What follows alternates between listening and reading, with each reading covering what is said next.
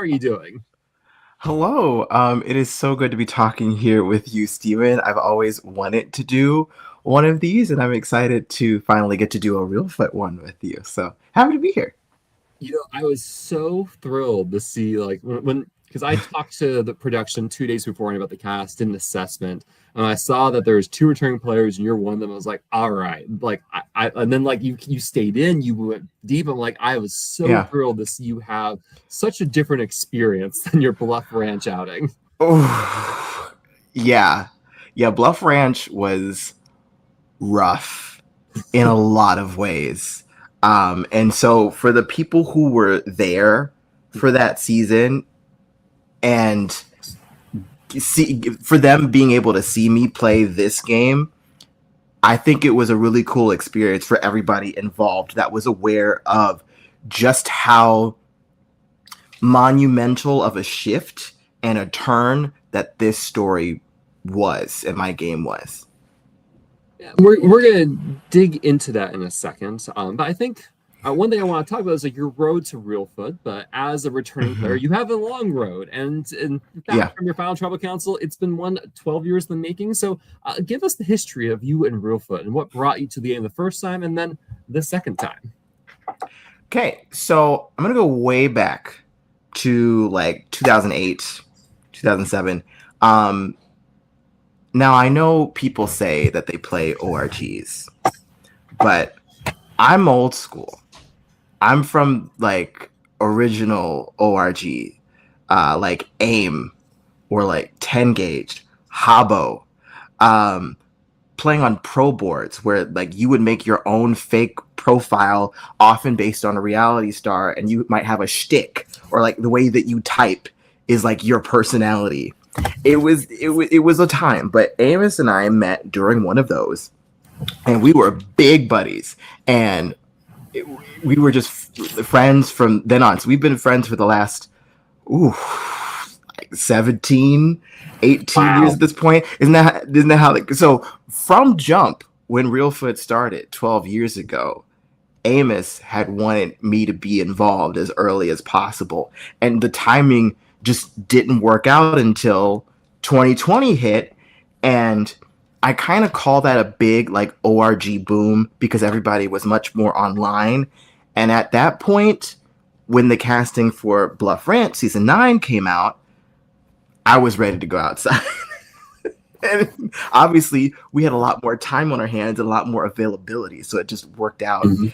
to where and they were going to a new site, and it was exciting to be the first season at this site, and get to experience that was pretty much my road to Reelfoot and getting involved with that. So you finally make it out to Bluff Ranch, and Mm-hmm. as you kind of alluded, it is a rough experience. Correct me wrong. Yeah. You end up being the first player eliminated from the season. Yeah. Yeah, I it was an odd experience because I remember arriving at the site. Taylor and I were the last two to arrive. We were both coming from Indiana. We were both driving, so I was the 17th person to arrive. And at this point, the cast is already there. They've all been talking to each other for like Lord knows how long. And then Taylor eventually shows up because she had car trouble. And then we got to do the whole initial thing. And Parker was the first person I saw when I arrived at Bluff Ranch, and he's like, "Oh my God, Aaron, it's so cool to meet you. I know who you are. I love your Wandoffs and your parody songs." And it was like, "Oh, that's so cool." So I tried to hide who I was, not realizing just how much people knew each other and like that this whole LRG world was already a thing even back in by the time we got to 2021. So it was a crazy thing, and also forgot about this big fact. Right after being cast for season 9, in January of 2021, my father had passed away, and the Mhm. game was taking place during Father's Day weekend. So it was just like a whole like other.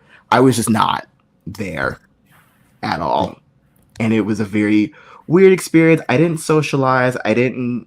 I mean, like for example, I had the first confessional of the season, and I'm literally next to the idol. No idea.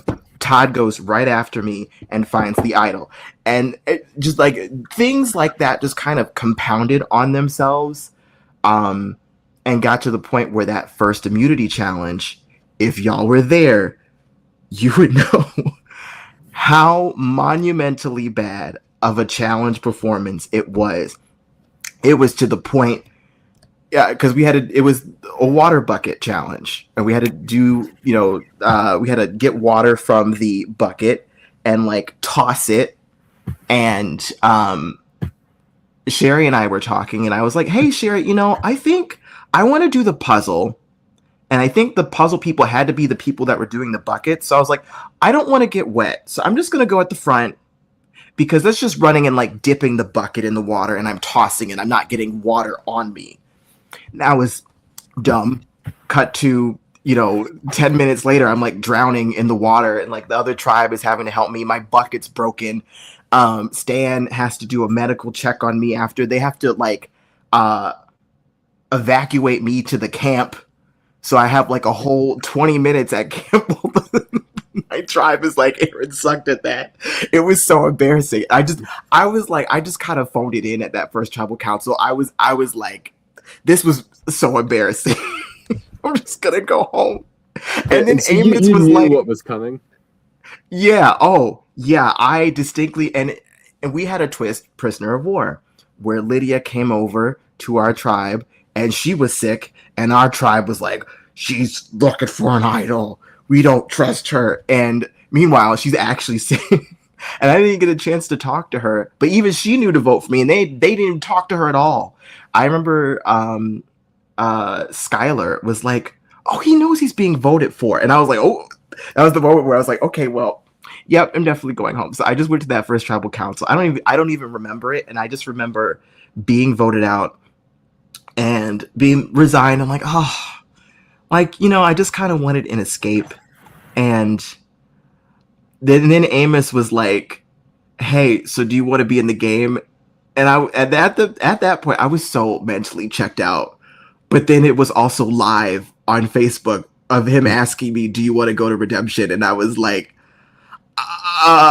yes, yeah, I'll stick. And honestly, that was the best decision I ever made, because it was so cool getting to be at MIA camp and getting to know the pre-merge people and bonding with them. And that was a really, really fun experience. But that was pretty much Bluff Ranch. It kind of was like a fun whirlwind of 3 days. And obviously there's more details we could go over at a different time. But yeah, that was pretty much that whole experience.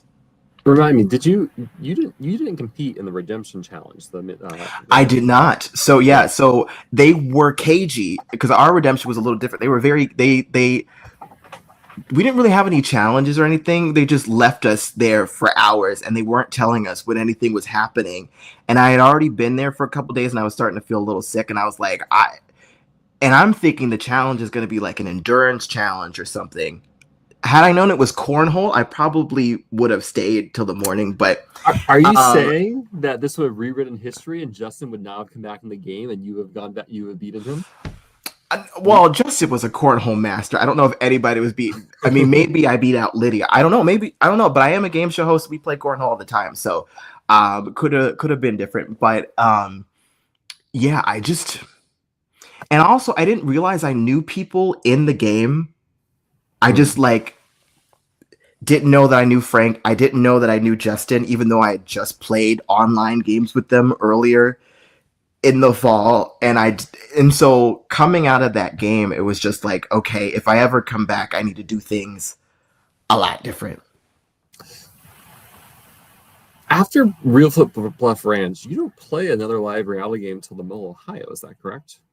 Yeah, so I didn't play for years. I was like, I'm good.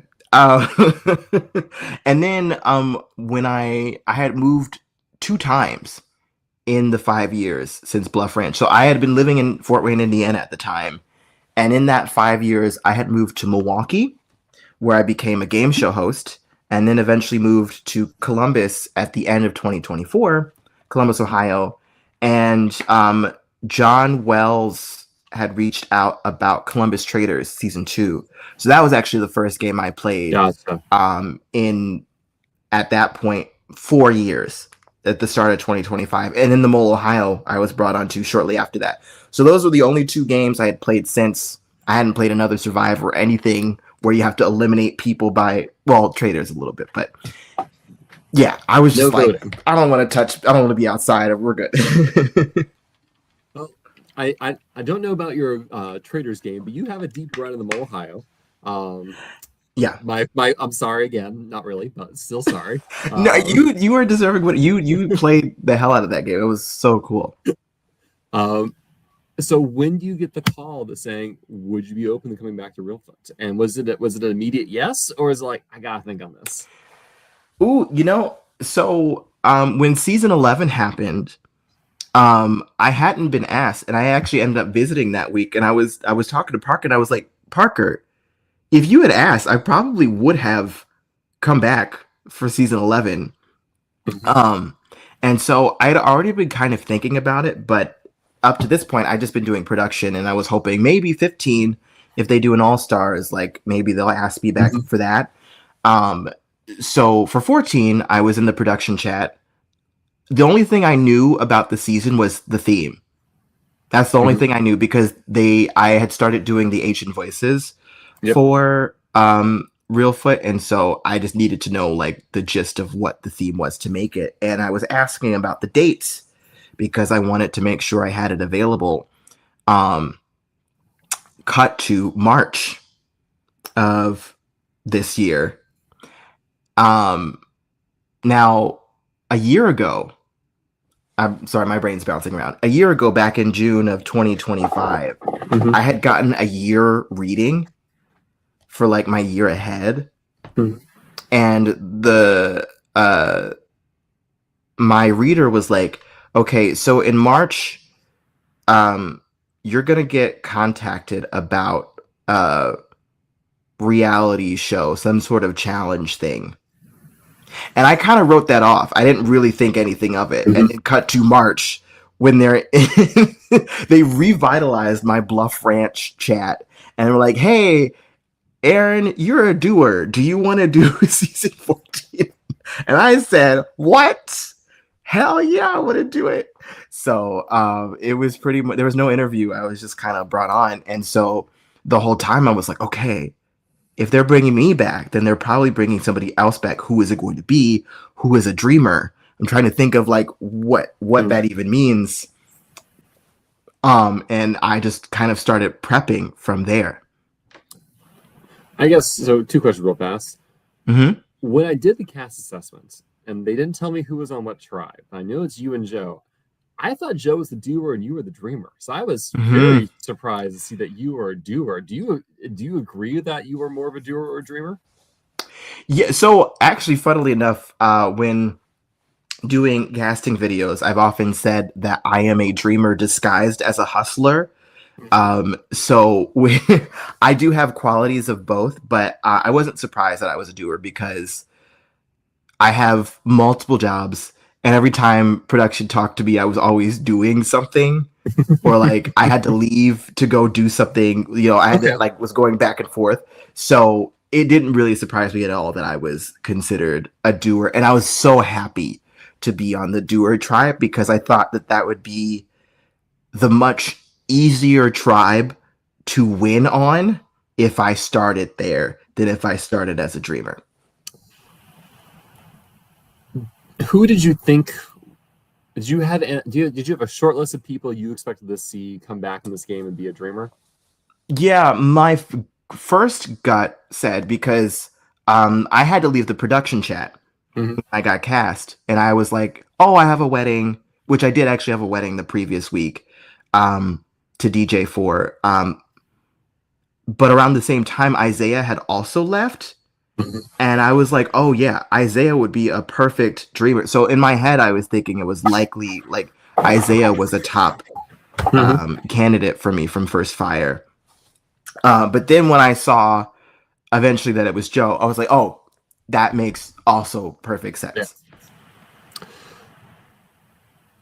Tell me about your prep work that you did coming into Reelfoot then. Um, you will be pleased to know that my immediate reaction was to rewatch all of the live reality games interviews that you did because I was like, I don't really have time to watch episodes, but I can.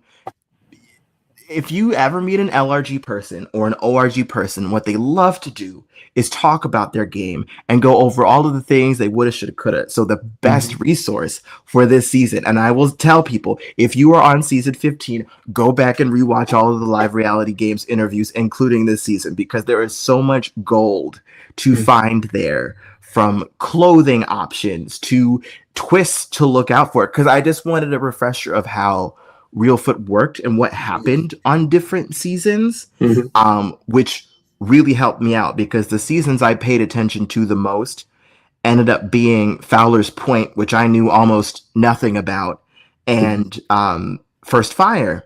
And both of those seasons ended up playing out a lot for me here, both in terms of the format and also some of the twists that were in the game. And then also my own season, Yeah. and 11 and 12. But yeah, it was that. I tried reading books, but I think the most useful stuff I got was from watching the interview, because I also wanted to see, just in case Mhm. people made an offhand comment about me, just things to improve on, Mhm. which there really wasn't anything that people said. So I was like, okay, cool, that works. At least people aren't really going to know anything about me or my game coming into this season. So yeah. It's it always feels a little scary walking to a game being a returning player and being this Yeah. known quantity with a bunch of people who never played before, you've never seen before, and don't know it all. And so Hmm. coming into the season, is there any ways you want to pose yourself or pitch yourself or kind of be to other people, given that you could be this threat or you could be this easy person to eliminate had because you played before, etc.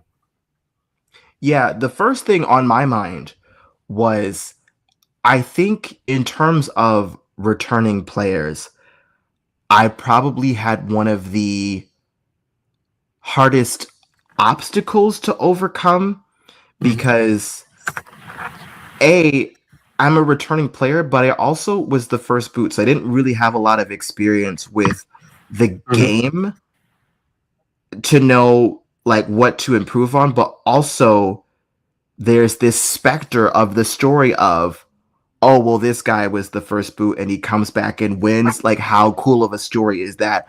I didn't know how much people were going to hold Yeah. that story over me, no matter who. It could have been any first boot, but I just felt like that could be like a big thing to worry about. So um just basically trying to lower my threat level and just be as approachable as possible. Mm-hmm. And I ended up playing a lot of Blood on the Clock Tower in the last few years, and so I realized Good that training. I'm really bad at lying. So the better thing for me to do is being open and as honest about what I'm doing as reasonable. There's going to be points where you have to lie, but uh, being honest like 80% of the time, that way it disarms people and brings them closer into you because you're being truthful with them in the moment. Purely just because I've done a lot of these interviews, and when you were listening to them, any interviews stand out or were favorites for you from all the Yeah. past people? I'm just So out of sheer curiosity because I've done a lot of these. obviously the ones with the people that made it to the end were the most impactful. So Storm was one that stuck out to me a bunch. Um Getting to hear Justin and Shane talk about their games was really paramount. Even like your Austin was a big one for me to listen to. Loved Rob and Allison's, but even if people like made it deep into the merge, like give me like an Aliana or like a a Trinica or a Tony or Charlie, just like people that that had a lot of game to dissect, but also had really good tips. For Mhm. example, Rob said he wore snow pants, so I wore snow pants because I was worried about the cold.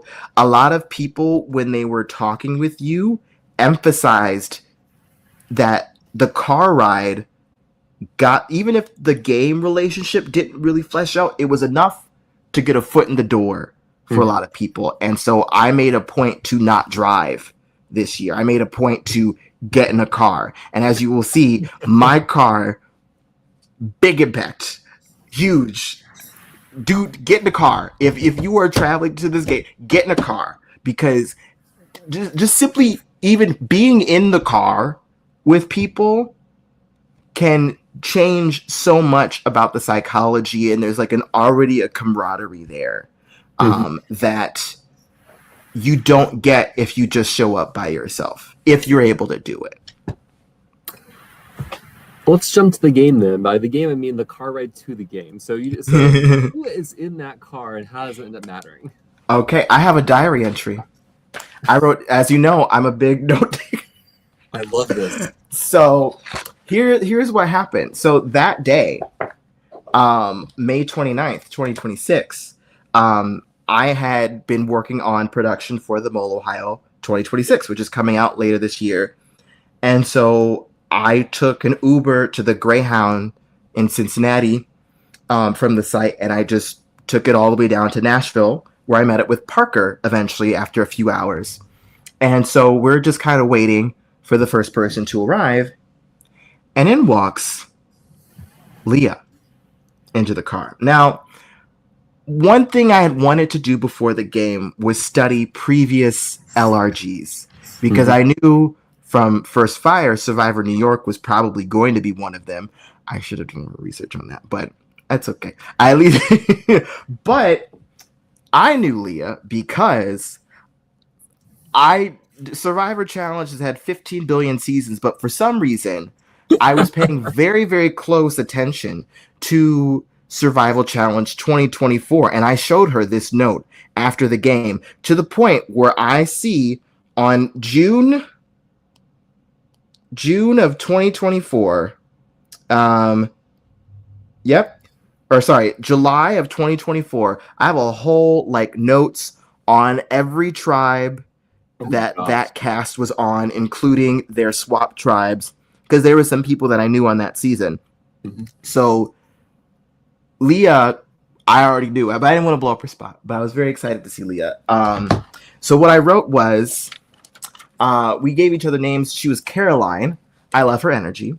And she seems to know her way around a Goodwill, often spending 8+ hours there most days, diligently searching for thrift clothing gold. And in the car ride, we were like, oh, let's all go to Goodwill and get our supply, clothes before the game, because nobody has any yellow anything. And we're probably not going to find that at Walmart. So that was our plan. Around 10:15, Vito, or Jean Carlos, as we called him, arrived. And I felt a magnetism between Vito and I. He has beautiful eyes. He has these cool tattoos. I'm like, I love the vibe. But in my mind, I'm also like, okay, somebody in here is a doer and the others are dreamers. So I'm trying to figure out what my car thing is. From talking to Leah, I could feel that Leah was the doer, just based on the way that she was describing her Goodwill, her thrift shopping. It was just she is working.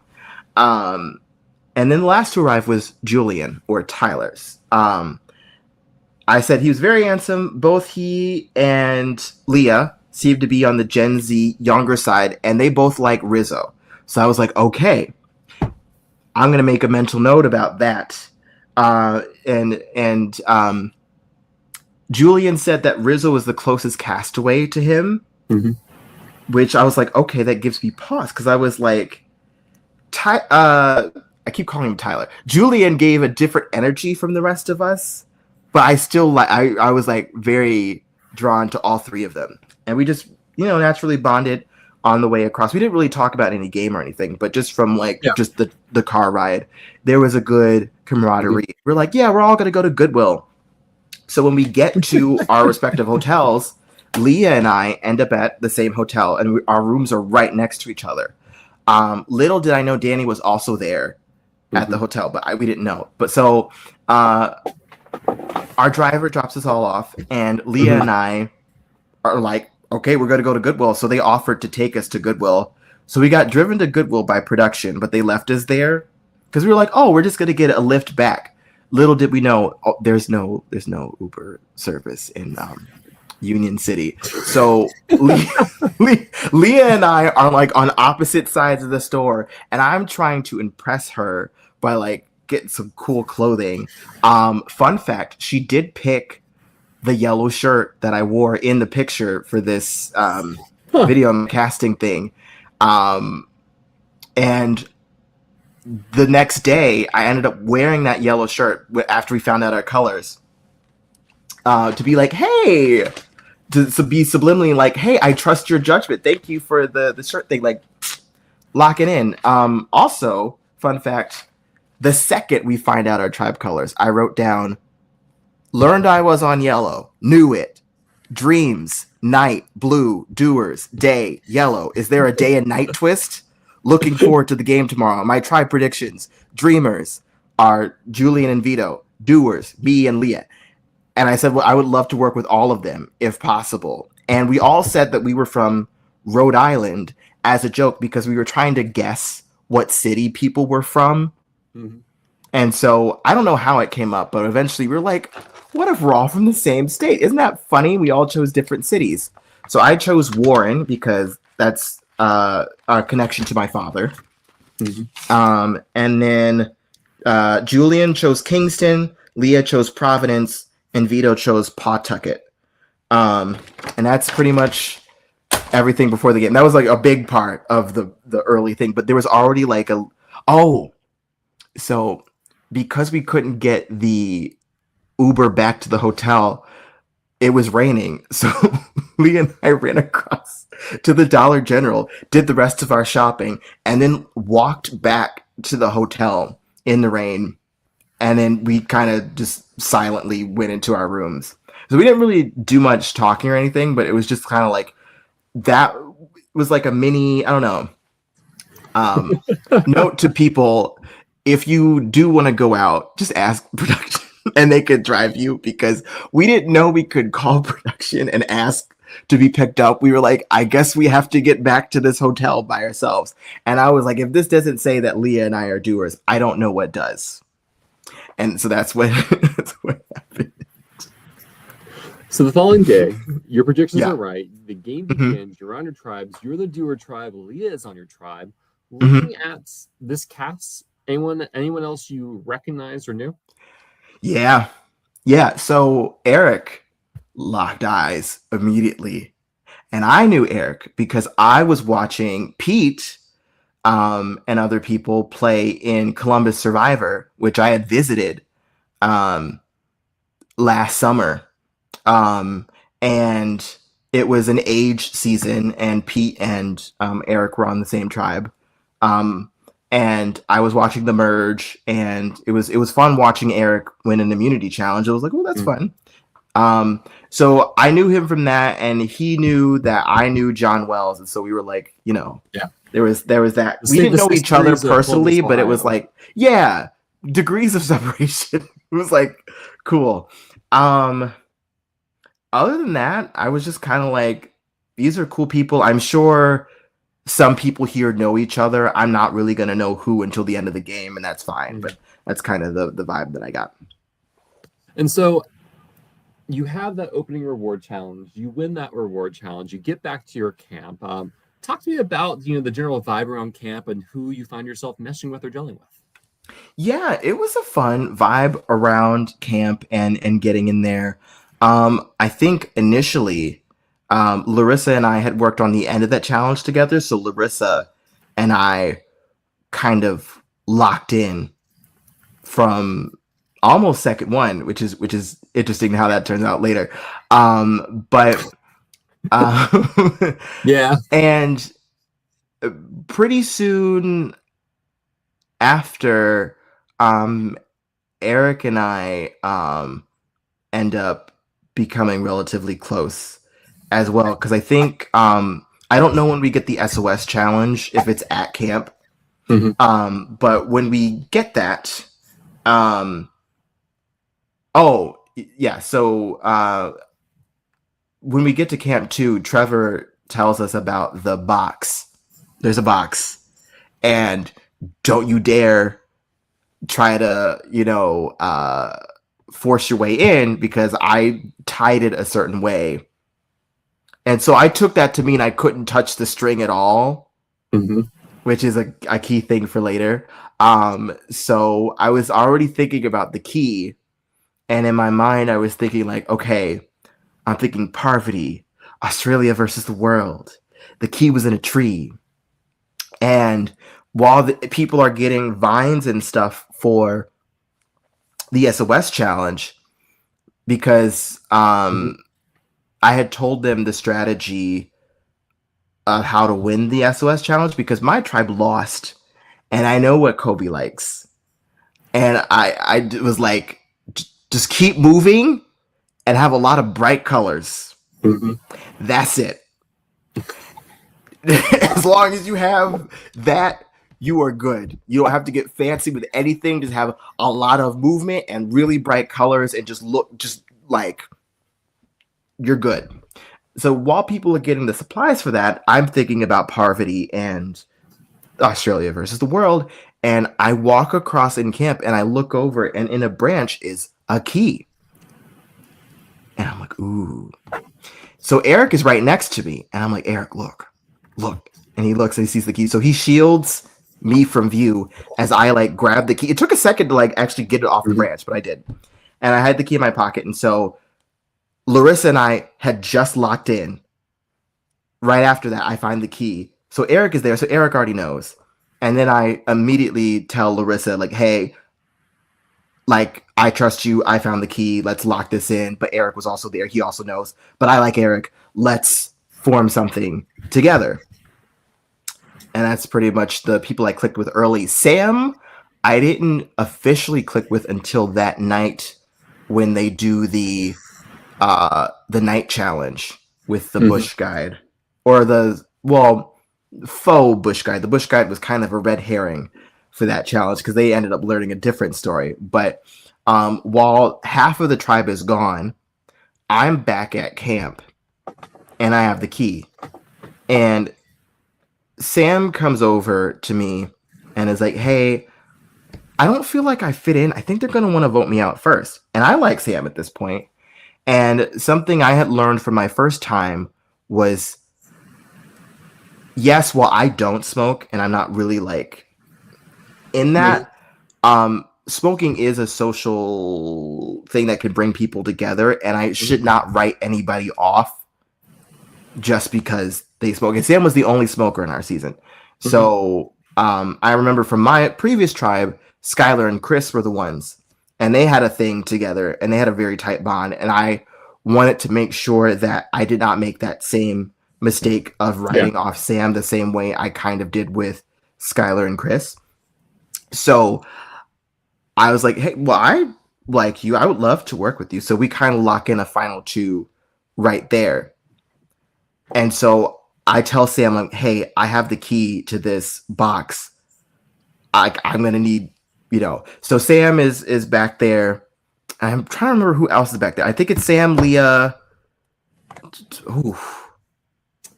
Okay, so Will, the 5 people who go for your tribe, I believe. Yeah. It's Larissa, Anthony, Rafa, Jude, and Jana. Okay, that makes sense. So Eric, Sam, myself, Will, and Leah are back at camp. Well, let's see. So it's you. It's not Anthony. It's Eric. It's not Jana. It's not Jude. Larissa, Leah, and Sam. Yeah. So Eric, Larissa, Leah, Sam, and you. Eric, Larissa, Leah, Sam, and me? Yes.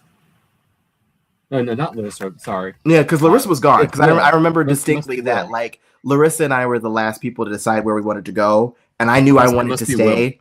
Yeah, so Will was there. So what happened was, when it came to the box, now Dreamers, their stuff was public, but Doers, our stuff was all private. So it's night.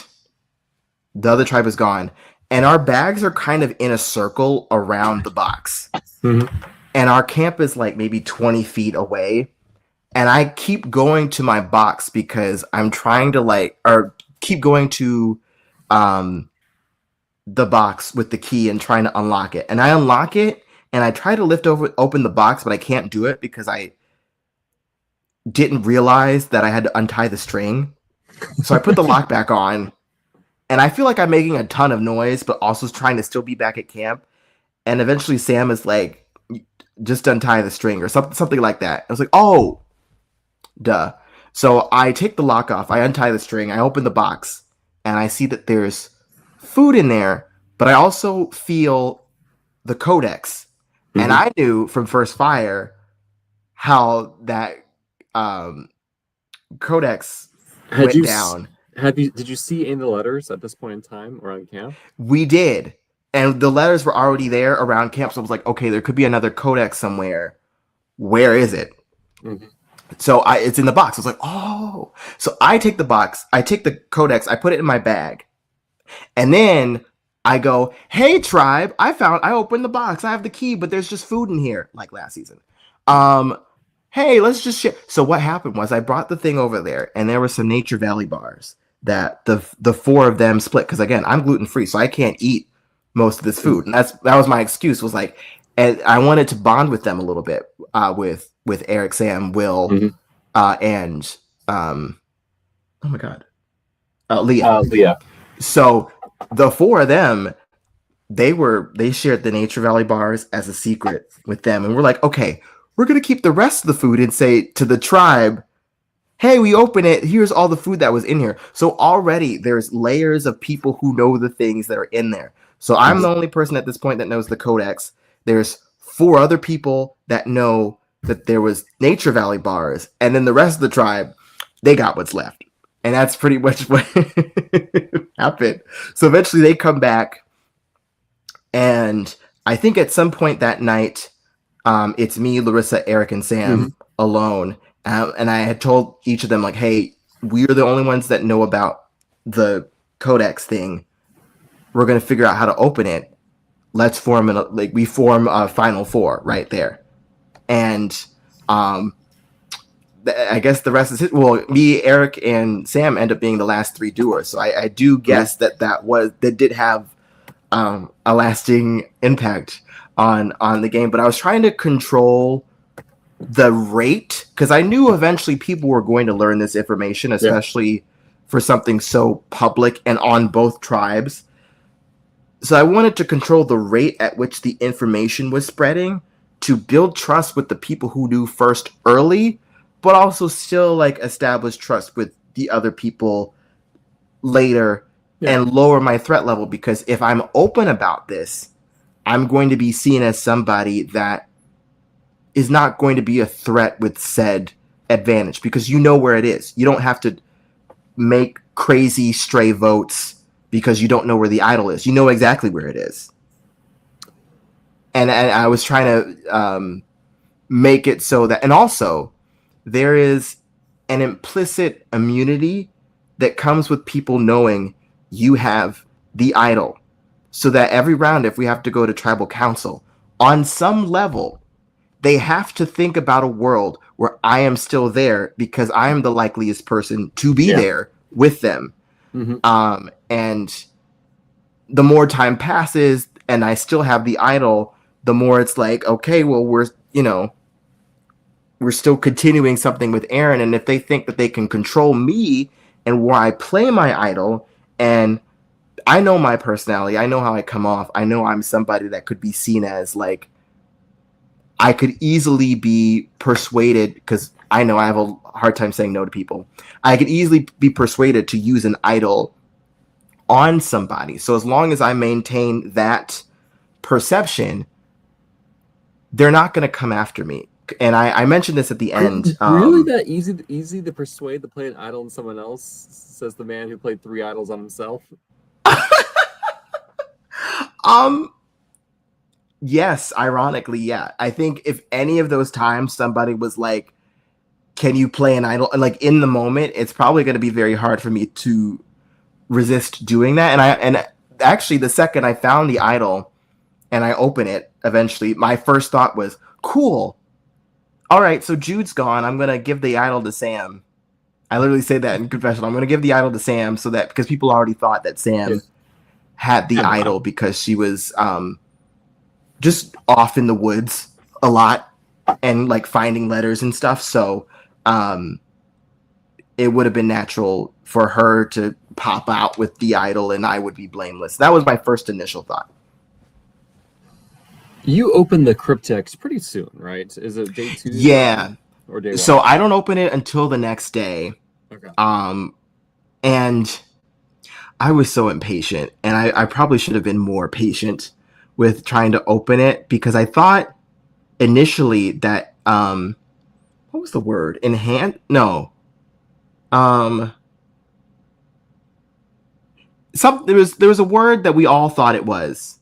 And I tried to open it with that and it looked like it was going to open, but actually the thing just broke off. So it just kind of like broke off here. So I was like, oh, I guess it's not. So I just kind of put it back in the bag and I kept like fumbling in the bag. By the way, thank you, Josh from Fowler's Point for those bags. They were large and nobody could find anything in there on time if they wanted to. So it was very easy to hide things in there because it would take you so long to find it. It was just like I can't even find it. I don't even know how you're gonna find it. So yeah, it was very I loved the bags. It was great. Your idol becomes public knowledge pretty soon, it feels. Yeah. So what happens is when Larissa and I are trying to find an opportunity for me to open up the codex alone or the cryptex, and I know Eric, Sam, and I were sitting on the tarp, and Eric had come up with the word nebula. I was like, oh, that makes perfect sense with all the letters that we got. So then, because I know the whole tribe was basically searching for letters that morning. So then eventually I go out to the open field and I'm trying to open it and Jana comes out because Jana was always working. Always doing something. And I loved that about Jana. And I really liked Jana. I wanted to work with Jana. And so Jana comes out and I'm trying to hide it. And I'm walking with the thing tucked in my shirt. And the codex falls out on the ground in front of us both. And I just have to roll with it and go, okay, great. Well, you're here. You already know. So I have this codex. I'm trying to open it. And so Jana knows.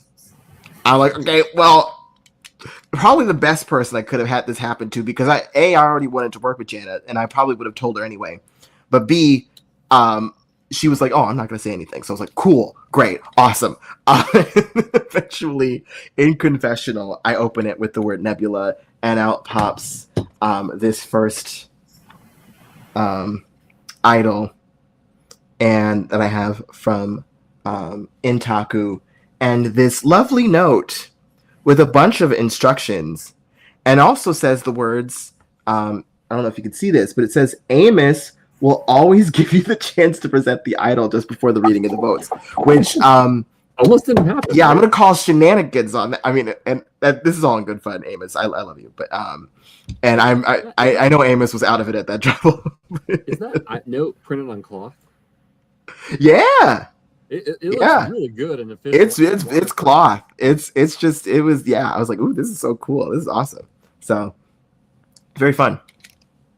So, is there any world where you could have kept this idol a secret, or do you feel like it played better being a public idol?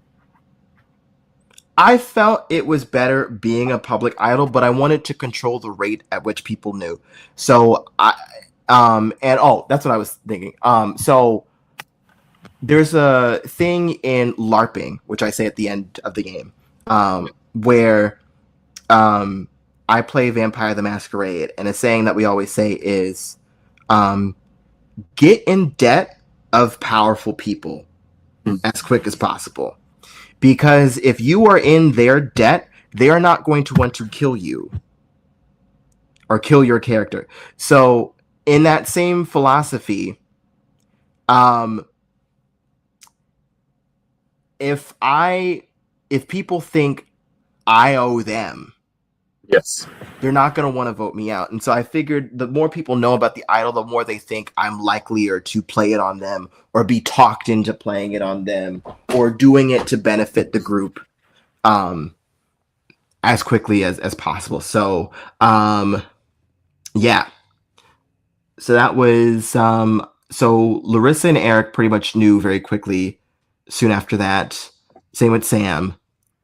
Um, I think eventually Jana knew as well. And then Rafa quickly became somebody that I wanted to trust. We had a really good, deep conversation with him, myself, and Jude that first night.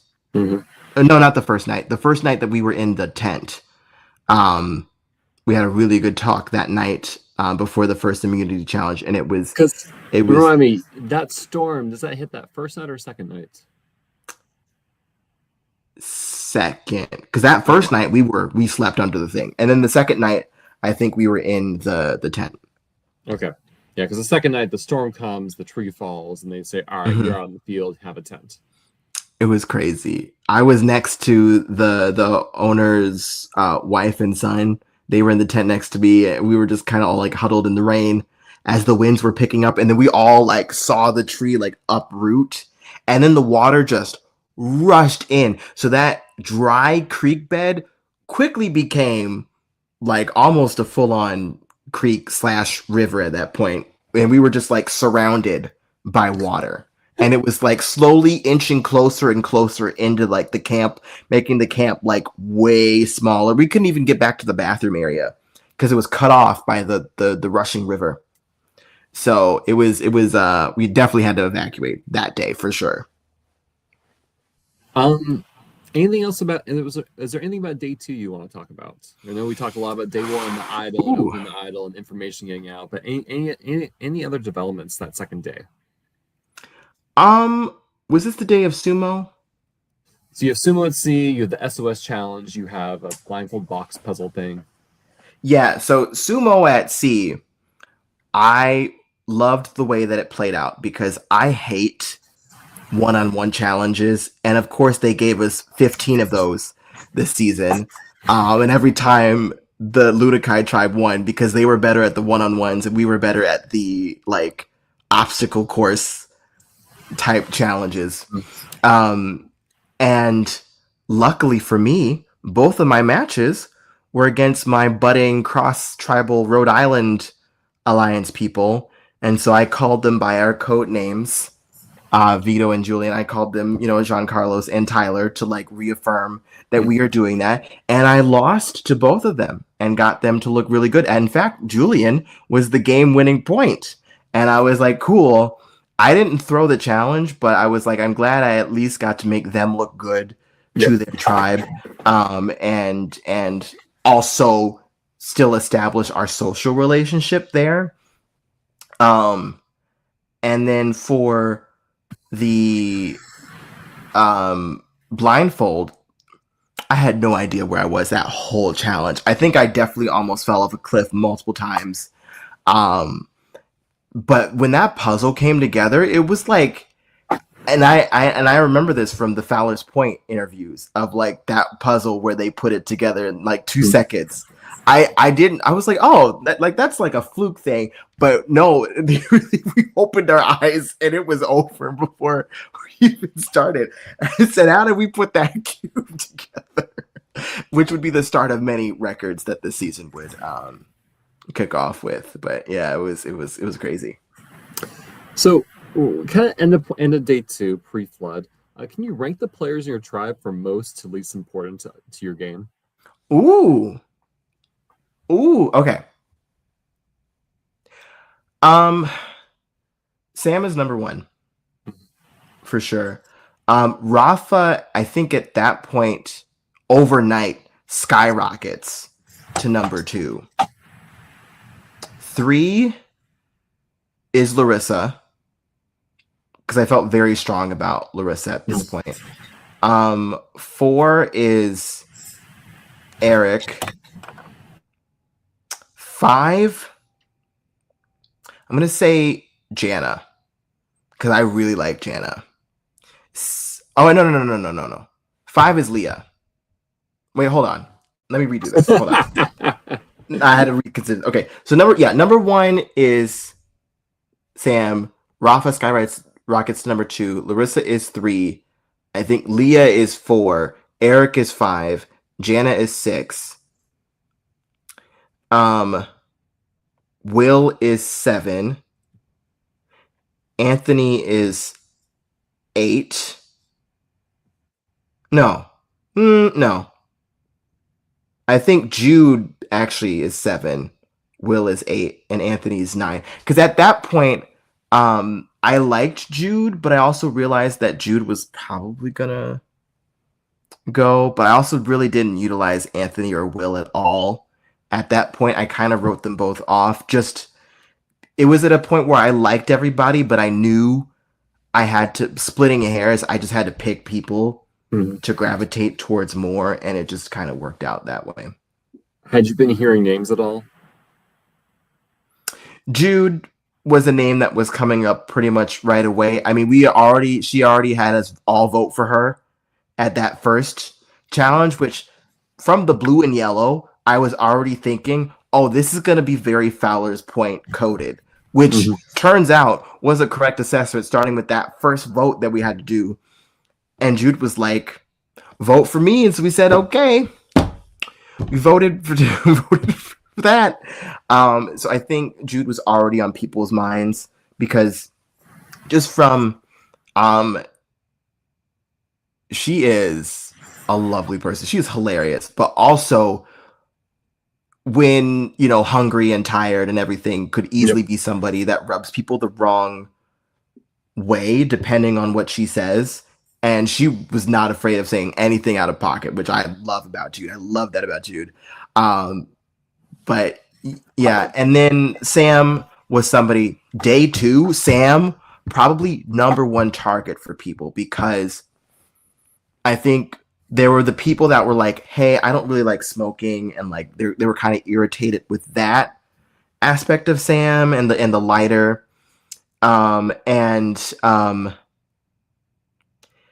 then at the end of night 2, Sam was like the first person to be sick, and she was not feeling well, and she was ready to quit, and everybody was kind of done with Sam. And even talking to Eric, who I thought was like Team Sam with me, was also like, I'm good with Sam going. And at that point, I was like, oh, okay, I think I'm the only person that is fine with keeping Sam. But I guess they just want her to go. All right. So I think had Tribal Council been on day 2 and not day 3, Sam 100% goes. 100%. Thankfully, morning day 3, your tribe wins the first immunity challenge. So your tribe is in the first boot. You are not going to be the first boots from another season. Yeah. You guys feel nice. It was such a relief. I couldn't even watch the end because I was just like, I'm going to moneyball this. I'm just not going to pay attention and hope that we happen to win this challenge. And fun fact, I had done that kind of maze with Reelfoot because I was at one of Ron Clark's events in Atlanta, and a bunch of Reelfoot people were there. So I did a maze with O'Rear and Lydia, and then also, oh my god, it's somebody from season 2. What is his name? I'm trying to remember the name of the person it was. It's gonna come to me. It's gonna come to me. Or maybe season 2 or 3. Reelfoot, was it last? What was season 2? Last Stand? No, that's season 3. That's season 3. Season 3 is Orange County season 2, right?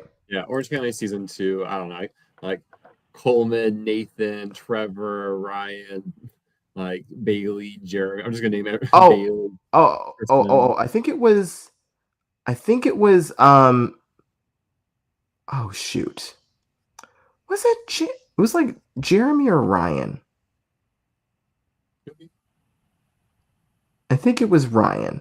No.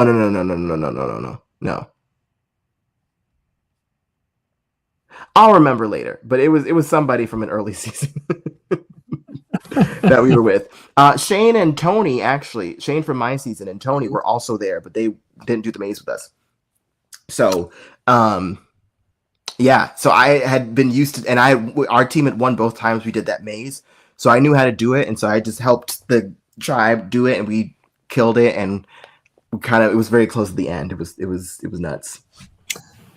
You learn that you're gonna have something very similar to the Prisoner of War. You're gonna have the twist, a souped up version of the Prisoner of War, where a player from the winning tribe will go to the loser tribe's camp, strategize them, and give someone immunity and return to your camp before knowing the results.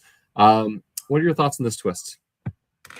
When I read that twist, I was like, ooh, I was prepared for this because I knew Prisoner of War, but the twist, I think at first glance, I was like, ooh, that's cool. And then as we played more, we all realized like just how powerful basically an idol vote was, because it forced us to always have multiple names. Like that first tribal council was a 5-2-1-1-1 vote. Yep. Like, and I knew from Unfinished Business that people liked to throw votes, and when we saw that as the first vote, I thought we were gonna get those types of votes all season. Mm-hmm. But it didn't really end up that way, which was kind of surprising. I think people realized that you didn't need to throw votes like that. It was really you need to split the votes and accept one side as when half is not going to. Yeah, someone's being immune. It's just you gotta play. Yeah. You gotta play as if that was happening. Yeah, and I was curious. I'm glad that I didn't eclipse, because I also know that could put a huge target on you, like especially if you're a person that kind of blocks the tribe from being able to do what they want to do, and then they see you again and they could be like, well, you're to blame for why we weren't able to get our way. Screw you. Did that happen? I don't. Did that? Not I don't really. Not really, but I did kind of have that on the brain, but I'm glad that it worked out the way it did. Well, you're not going to be the first person voted out, but you will then proceed to go to the next 3 tribal councils in a row. It's going to be a day. So you have the tug of war challenge. You lose that challenge. Mary Ellen or Melon is coming to your camp as well, and this is really the first time you all are voting together. And like you said, the 5-2-1-1-1 vote. What happens after you lose the challenge? You start strategizing. Yeah. So at this point, Sam and Jude are on people's minds. I think as day 3 went on and Sam became a lot better, the get Sam out train left the station. I think it kind of like people kind of went off that and went more on to Jude, especially after finding out that Jude had been holding on to this mutiny advantage. And I think the sentiment was that, like, okay, if we vote out Jude now, she can't just like feel like, oh, I'm on the bottom and mutiny the next vote. And so I think the sentiment was that it was always going to be Jude. I think with Sam as a backup, and I still was on the train of, okay, if Sam is not safe, I am playing the idol on Sam, because I wanted Sam to be there, and I wanted to show Sam that, like, hey, I am with you. And Sam's partner had been taking notes and also noted that, like, it was pretty much saying that from very early on. I was always on but it probably didn't look that way to Sam, because I tried to keep my distance from Sam during those first couple votes. And I think that was a mistake of mine, because I think it came across like I actually wasn't as much on Sam's side as I actually was. And yeah, but I was not expecting. I thought it was going to be more lopsided with like 5 votes on or like a few votes on Jude, a few votes on Sam, and then maybe like a couple stray votes from them. But it ended up being like much more split, and that was the kind of thing that made me go, "Ooh, this could get really spicy very quickly." So, had Maryland not played the idol vote for Sam, would you have gone and just played it for her regardless?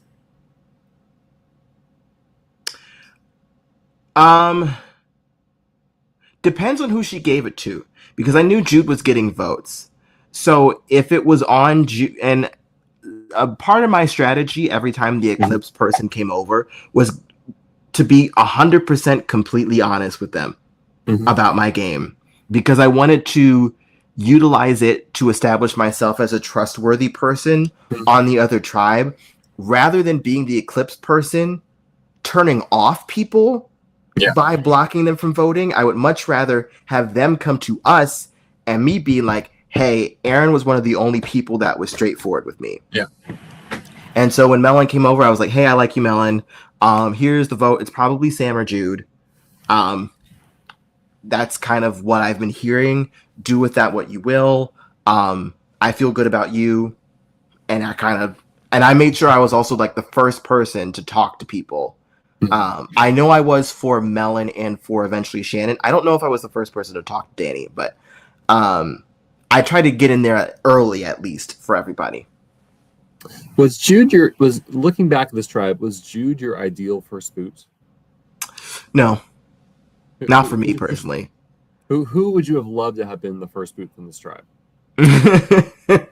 At that point, either Anthony or Will, because they were one of the few people that did not know about my idol. At least I didn't know if they knew about the idol, that I hadn't told personally about the idol, and I felt like I had a much better relationship with everybody else.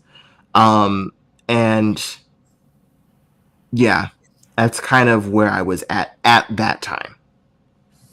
Is there any fallout to that first vote with Sam being safe and Jude going out? Or yes.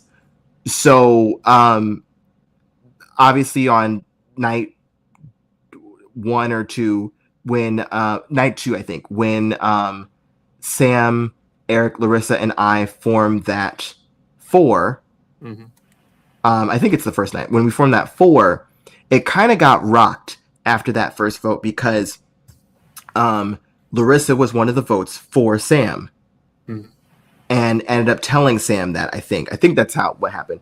And so Sam was kind of very turned off by that and did not have a lot of trust in Larissa from that moment forward, and was talking to Eric and I about like, okay, we need to move forward without Larissa. And so at that point, that is when Will started to come into the picture as a potential person to replace Larissa in that 4. But I also knew Larissa and I were also starting to be included in a different alliance that had been forming with Rafa, Anthony, Will, myself, Larissa, and Leah. And we were Larissa and I were kind of middle people going back and forth between different alliances at that point. You lose the next challenge, and so now it's Shannon who's come over your tribe, the Grant community. With Jude out of the way, you have Sam as a potential target. What other names are coming up? So this was an interesting one. So obviously Sam, I think Sam thought she got more votes than she actually did at that tribal, because she only got 2 out of the 8. It's 2 out of the 10, but it felt monumental, especially being like basically the person who would have gone home had Jude been safe. So Sam was very paranoid about receiving more votes, and obviously just from the way that people on the tribe were treating her and ostracizing her from her being sick, nobody really kind of checked in with her, because we were like, oh, well, she's probably going to quit the game. So they kind of like put her off to the side, and didn't really check in with her. And I definitely was guilty of not really checking in with Sam as much as I would have wanted to. And same thing with Shannon. I was very open and honest about my Hmm. game. I told her everything. Well, not who my alliances were, but I basically was like, "Hey, Shannon, I like you. I trust you. I have the idol. And I'm not sure if I want to play it because the last vote. I'm not sure if I want to play it or not because the last vote was a 5-2-1-1-1. And if people behave that way at this tribal and something goes left, I could easily go home potentially with 1 or 2 votes. Hmm. So I kind of was going around to everybody being like, hey, should I play it or not? Like, and even when Jana walked up at the end of my conversation with Shannon, I was like, hey, Jana, I think I might play my idol. I just don't. Because I really did feel like maybe I should play it and get rid of it. But I talked with Larissa, and Larissa was like, no, don't do that. Larissa and Eric, and they were kind of like, don't do that. Hmm. So the more the scramble was going on, Will was very paranoid about getting votes. And Will increasingly became a target for people because they were just like, I like Will, but if Will is going to do this Hmm. every tribal scramble, that's not something that we want to have long term. Yep. And Will had told me that he considered me his number one. So I knew he trusted me a lot. And he was like, hey, you're my number one. Would you be willing to vote for Leah? And obviously, from the car from Rhode Island, I'm not doing that. I'm not voting for Leah. Hell no. So I'm like, hey, what about Anthony? What if we did Anthony? And I said I would vote for Anthony if you got Sam to also vote for Anthony. And I will vote for Anthony with you both.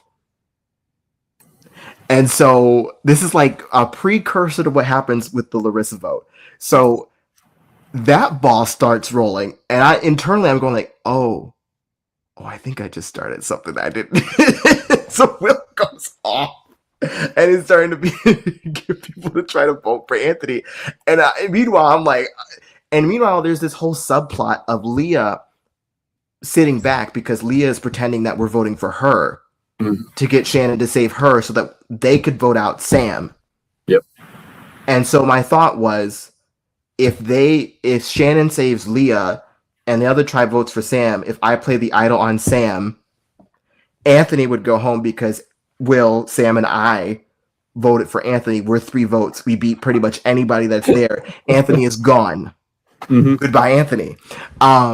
Which is funny because, as you'll probably find out from Anthony is going to be doing the same thing towards me the whole game as well. So kind of like, I think on most seasons, I think Anthony and I actually would be very good allies Hmm. for each other. But because of the way this twist was set up, it just forced people to start making weird moves very early and just kind of like started a chain reaction of a bunch of things. So, but I think Will ends up turning off enough people where it's like, we're not voting for Sam, we're voting for Will. So Will became the de facto, like, this is the vote, is Will. But you vote Sam.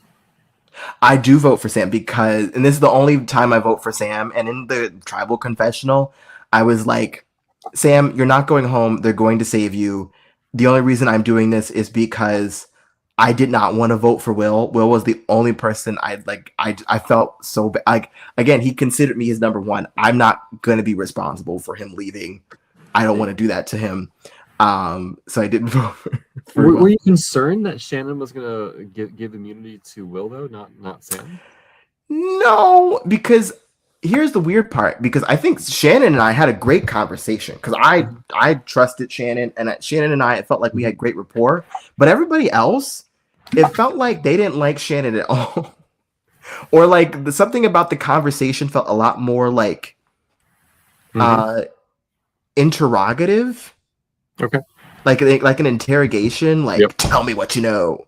Because again, I was so forthcoming with my information at the beginning that that kind of like raised the expectations for everybody else, I think.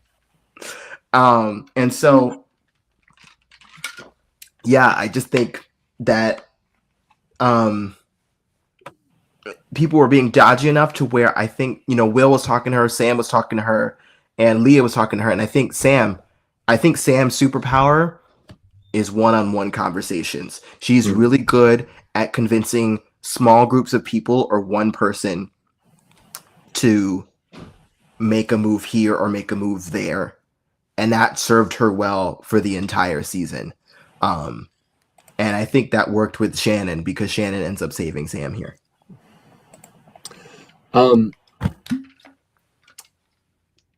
Will goes out, 5 votes. Sam gets 3 votes or no. Leah catches a vote from Will.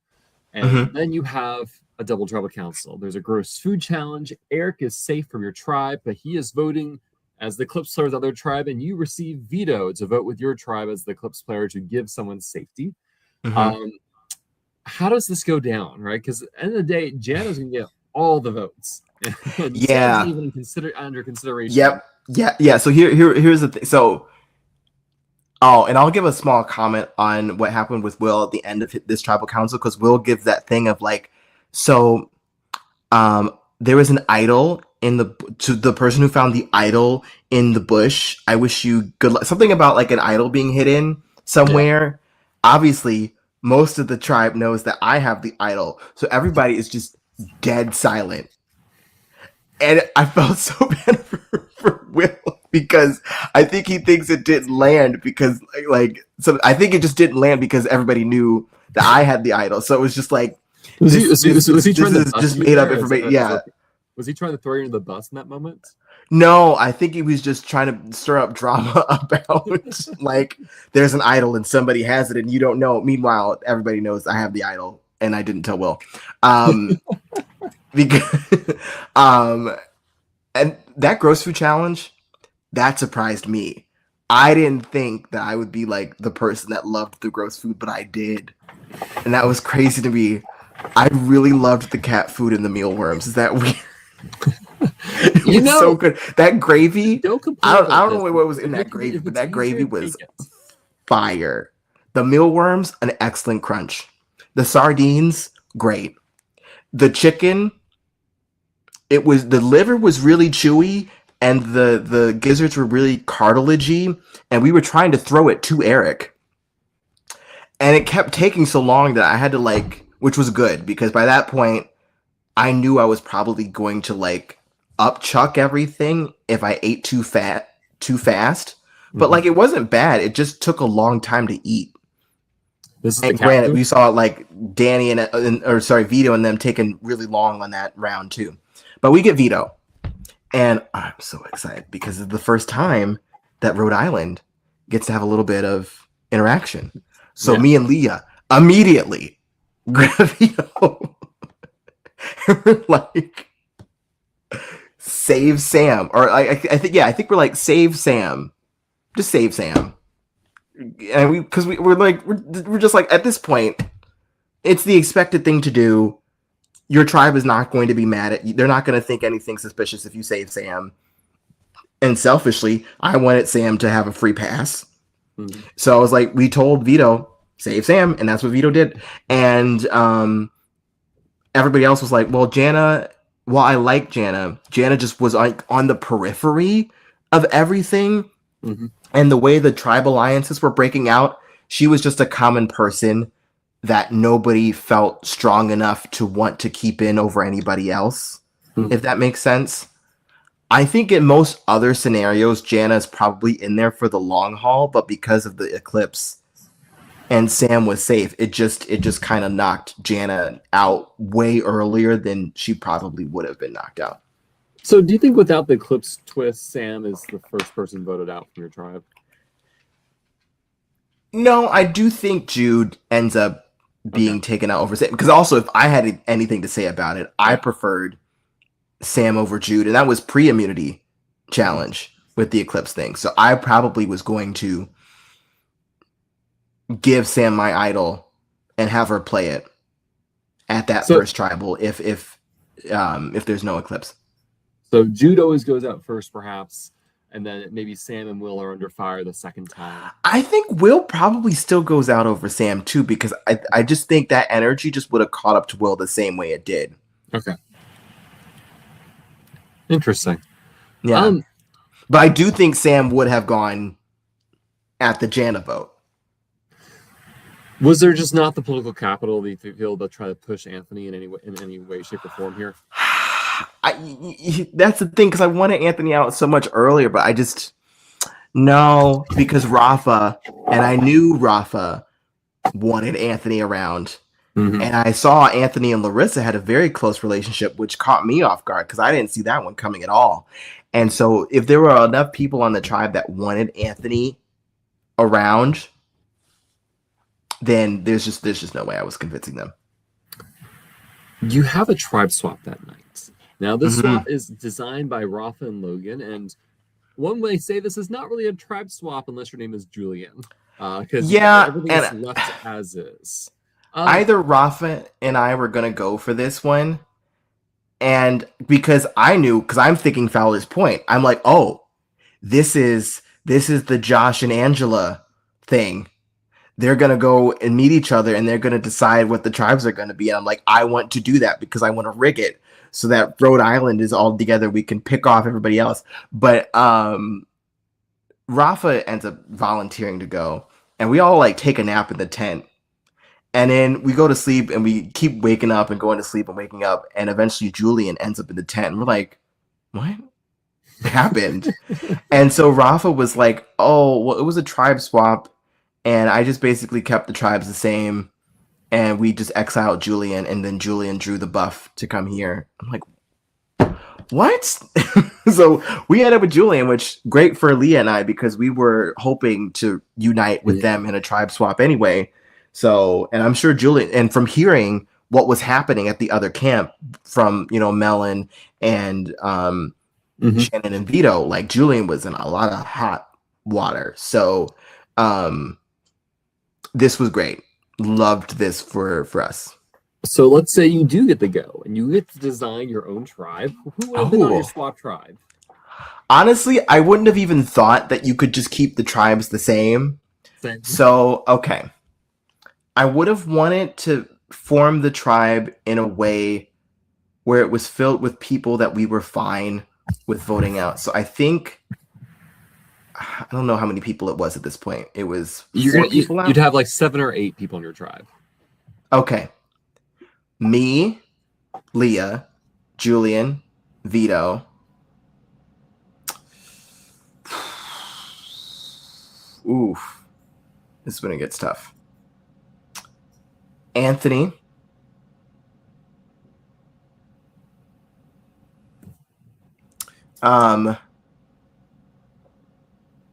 Eric.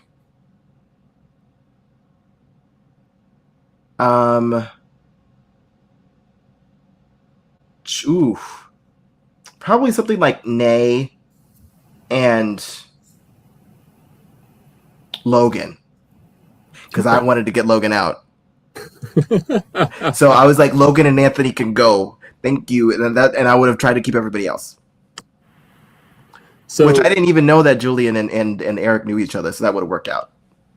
It still feels like this tribe swap did work out in your favor. Yeah.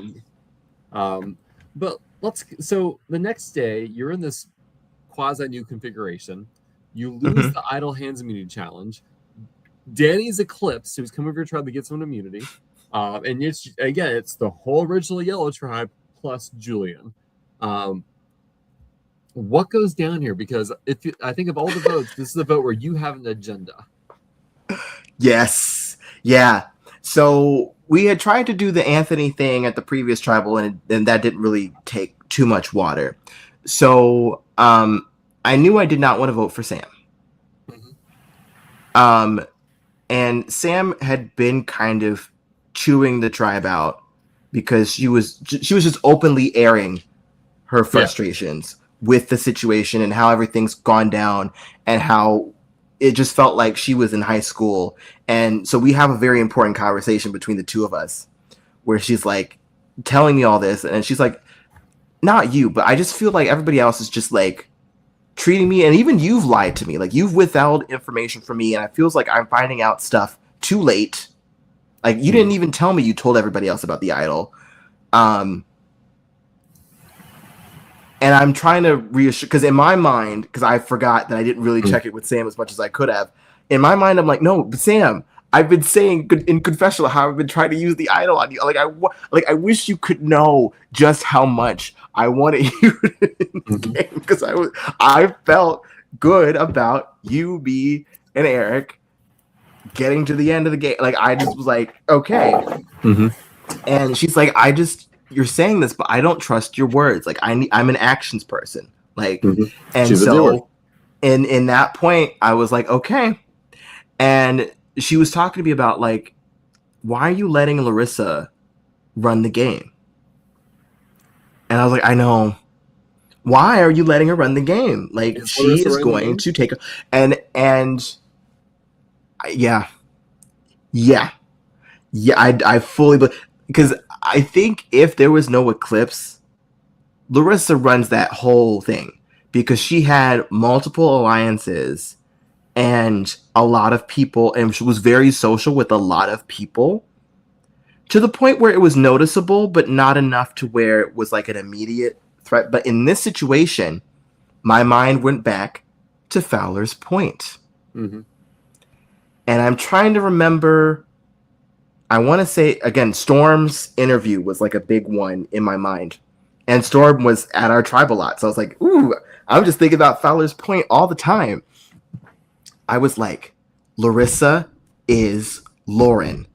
I am not going to let Larissa Lauren the game and like take everybody out. and and I was and I and it came up like, do we just vote for Larissa? And Sam was talking to me and Julian and Leah, I think. And we were like, yeah, but Leah privately talked to me and was like, hey, I'm gonna vote for Sam, but if you're able to get, and I'm like, and in my mind, I already made up my mind. I'm playing the idol on Sam, and Larissa's going home. So the whole time with Danny, who I had already had a good rapport with at this point, I'm like, okay, Danny, Larissa is going home. That is happening. I just want you to be aware that is happening. Sam is staying. Save Julian. And that's kind of like where I was like, or it will actually, if Sam was saved, I was going to use it on Julian. If Julian was saved, I was going to use it on Sam. Mhm. That was my mind going into it. Because I wanted both of them, and I wanted to make sure that Larissa was going. And again, this was going to establish Rhode Island, and this was going to establish Sam and I, and also Danny and I, of locking in. So when we get to that tribal, the whole time I'm thinking like, okay, I'm going to stand up and I'm going to do my Natalie Anderson, like Julian and Sam. Did you vote for what we talked about? And I was so excited to do it. And then Amos comes back with the votes and it's like, okay, first things first, who's safe? Julian. And then was like, okay, here's the votes. And I think in their minds, they were like, oh, well, it's a tie. So we need to do the revote. I think that's where Amos's mind was at. And also Amos was kind of out of it at this point because he was also suffering from some heat stuff. And you could see my face in the tribal council. Danny and I were rewatching it today. And you see me go like, hello? Like, no. So if Amos didn't skip you, you would have played the idol there. Yes, if he said who wants to play that, I was standing up and I was like, Sam, and so when that got taken away from me and it turned out to be a tie, I was like, thank God, because I was so scared that I just lost Sam because I wasn't allowed to play the idol because they didn't give me the opportunity to do it. And after that, I was like, oh no, I should have just stood up and interrupted Amos. But like, he already started reading the votes, and I thought from a fairness perspective, I thought that would be weird to try to play the idol after they already started reading a vote. Like, it just was going to be too convoluted. So I was like, all right, well, in my mind, Larissa should have left. So I'm going to Rocks for this. What did you think the vote breakdown was going to be before going into this tribal council? I thought there was going to be like an even split between Julian and Sam. Okay. And then our votes, and I think we were trying to make it so that I think Leah and I, because I was supposed to vote for Julian, so I knew that if I switch from Julian, because I'm not voting for Julian, if I switch from Julian to Larissa, then Larissa would go. Okay. And so then the vote happens and it ties. And now I have to convince everybody to, and I just openly, I'm like, and Larissa is trying to explain her case, and Sam, and I'm like, I'm going to Rocks. I'm willing to go to Rocks. Because Larissa should have been going home right now. So we're going to Rocks. Because this is happening. We're going to Rocks because this was, and I immediately was like, hey, I have a question. So I pull Amos aside and I'm like, hey, so you skipped the idol thing. I was trying to play the idol for Sam, and I'm like, oh shit. And so they had Parker take over the rest of the tribal after that. and Taylor was like, oh, I feel bad because I'm like I'm supposed to play that, but at least I got to keep the idol. So now I'm like, okay, well, if I want to keep an idol, I'm making sure that I'm getting my way with this vote because I've already betrayed Larissa, and Larissa being a social player. You know what also reminded me of Lauren was telling people things, and Larissa was also doing that same thing, pulling me aside and being like, well, these people are saying X about you, or like, be careful because this person is on to you about XYZ. And it just reminded me of the way that people were describing what Lauren was doing. And I was like, oh, we're not doing that. I've seen this movie before. We're gonna nip that in the bud. So yeah, that's how that vote happens. And I have never seen Eric, Rafa, or Anthony conduct themselves like they did. And of course, Leah was on board with me and Julian. Rhode Island. Like, Leah flipped over to us and, voted out Larissa with us to tie it again. And then we had the historic, we need to discuss it and do the open vote. And I was like, I'm going to Rocks. I'm not changing. It is Larissa, or we're going to Rocks. And thankfully they had like Eric start, and he said Larissa, and it was done from that. A comment from Parker saying, I hadn't thought about the similarities between Larissa and Lauren, but I see it. That's a good comparison. Yeah, so, I knew she had that kind of potential in her. You mentioned you had never seen Rafa, Anthony, or Eric like that before. I guess panicked or surprised or like. Yeah. I felt it bad because Rafa was like, we need to win this next challenge. Like the next challenge is a swimming challenge. Like, we can't have, and in my mind, I'm like, I think Sam is going to be fine. Like, we can have Sam in the swimming challenge. And the rule of Survivor is the tribe that looks like they're going to lose is often the one that wins. And that plays out with this and also with our new swap tribe. Julian or myself did not go to tribal council again for the rest of the game, for the rest of the pre-merge after that. After this tribal. Well, yeah, so tell me about the fallout to this tribal council. Yeah, so the attitude was basically like, whatever happens, we're just gonna repair everything. And pretty much one by one, like Eric and Anthony and Rafa came over to me and was like, okay, it was probably a good idea to vote out Larissa. Because when Leah opened up about switching, she was like, hey, I felt like I was at the bottom of the 4. And Anthony and I are like, the 4? We weren't in that. So I was like, ooh, good to know that this was probably the correct move for me to be making, because I was probably much more on the bottom of the middle. And as Sam was saying, like, I think your idol is probably the thing that's keeping you safe, which I also kind of believed at that point. So just to get power back in the tribe, especially now that Julian was there with me, Leah, Julian, and Sam being a strong 4, having voted together, the others were just going to have to rally around us as a voting block instead of the other way around.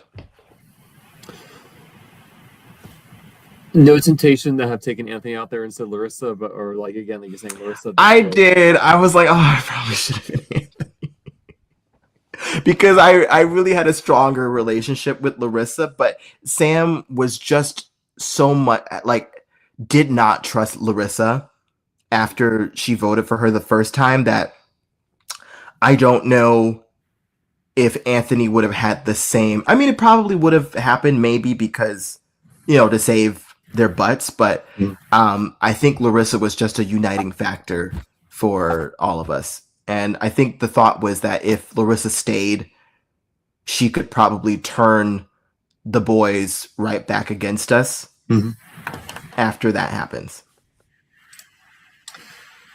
So the rest of this day is a good day. You win the next two meeting challenges. Logan and Courtney are voted out. Mm-hmm. Do you learn that Logan has the idol? Yes, and that he didn't play. That shocked me.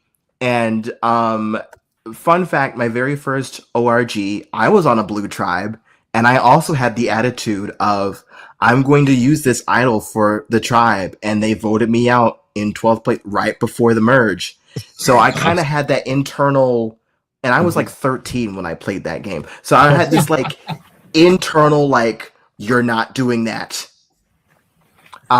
So as soon as I heard that happen to Logan, I was like, "Oop, yeah, sounds about right." Because I know that our tribe was very ready to vote out Logan because we knew that Logan and Jude knew each other because Jude told us. Mm-hmm. We were like, Logan is going to be a very dangerous player. Get him out. So glad that happened. Then he's a cool guy, but yeah. Then you actually have a real swap. Yeah. Talking about the swap. Swap number 2. Yeah, so thinking about Fowler's point, they had 2 swaps. And when the second swap happened, I said, here it is. And I think some people were like, oh, well, they just swapped us because we didn't get a real swap the first time. But my thought immediately went to, they did this for Fowler's point. I'm not surprised that we're having a second swap right now. And I was speculating that maybe the first vote outs would be the first members of the jury, but didn't happen that way. But I was very happy about this, and we happen to have both mutiny advantages because Jude had gifted hers to Eric, and then when Eric went over to the other tribe to get Julian to vote out, I think he was trying to get Julian to vote out. I can't remember if it was No, not Courtney. He was trying to get Julian to vote out somebody. Yeah. And Julian had gave him a mutiny advantage in order. Yeah, he gave him the mutiny advantage as part of that. Yeah. Yeah, he gave him that as part of the deal for Eric saving Julian. So we had both mutiny advantages. So when the swap happened, I actually thought people were going to join our tribe because we had a majority already over here. But then they left me and Julian with so and Eric tried to give me the mutiny advantage, but I was like, no, don't give it. That was a funny scene, right? Because he gives it to Sam. He then goes and kind of starts handing it to you, and then Anthony pulls us, and there's a discussion. Then he kind of just hands it to Leah instead, and yeah, like what? Yeah, because I was like, I'm not switching. I thought y'all were gonna be coming over. I'm looking at him like, what is happening? Y'all should be coming over here, but they went over there. So I was a little worried because I was like, okay, so y'all just left Julian and me here out to dry, or potentially because originally, because I think Leah, because we had to immediately leave after this. So we didn't actually have the challenge at that point. We had to go back to our camp for a second and then come back. So yeah, I figured 2 swaps was the plan. Commentary. 2 swaps are always part of the plan, no matter what. My thought was, okay, well, if Sam and Leah have these, so you're just gonna leave Julie and I alone with Mary Ellen and Nay, like that could easily go left, depending on who comes over for Eclipse if our tribe loses. That sounds like a horrible tribal council for everybody involved. I'm like, what is happening? And so when we get back to the camp, it's a little eventful because I had heard and I had seen that Nay had been arguing with the other tribe. So Yep. our mission was like, go find their idol. So I'm there and we're looking around and I look above the tent and I see the idol hanging in the tree. I look at it. I look down. I see Julian also looking at it. We lock eyes and Julian distracts them. And I immediately take the torch and knock the idol out and hide it in my shorts. And now I have 2 idols right away. So I'm like, mission accomplished. And I didn't tell Sam or Leah at the time because I knew the tribe was worried about Julian, Mm-hmm. if he would actually join us or not. And I felt like the longer I prevent myself from telling them, the more it cements me and Julian, and the more I can guarantee that Julian votes with the Doers Mm-hmm. should we merge, or with me at least, should we lose. Yeah. I mean, I feel like there is a tragedy of that. Like, it would have been sweet if you were able to get the second idol no one saw it, right? That I you know. have a true pocket idol. You play the public one and to shock people with the second one. It was like, so close. I know. But I'm glad it ended up being social. I mean, this tribe is not going to tribal council. You're going to win the next 2 challenges. Leah and Marianne will be eclipsed at certain points in time. What would have happened had this tribe voted together?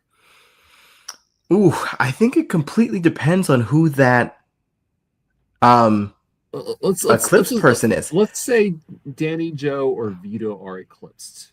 Ooh, those are very different outcomes for all 3 of those people. Yeah.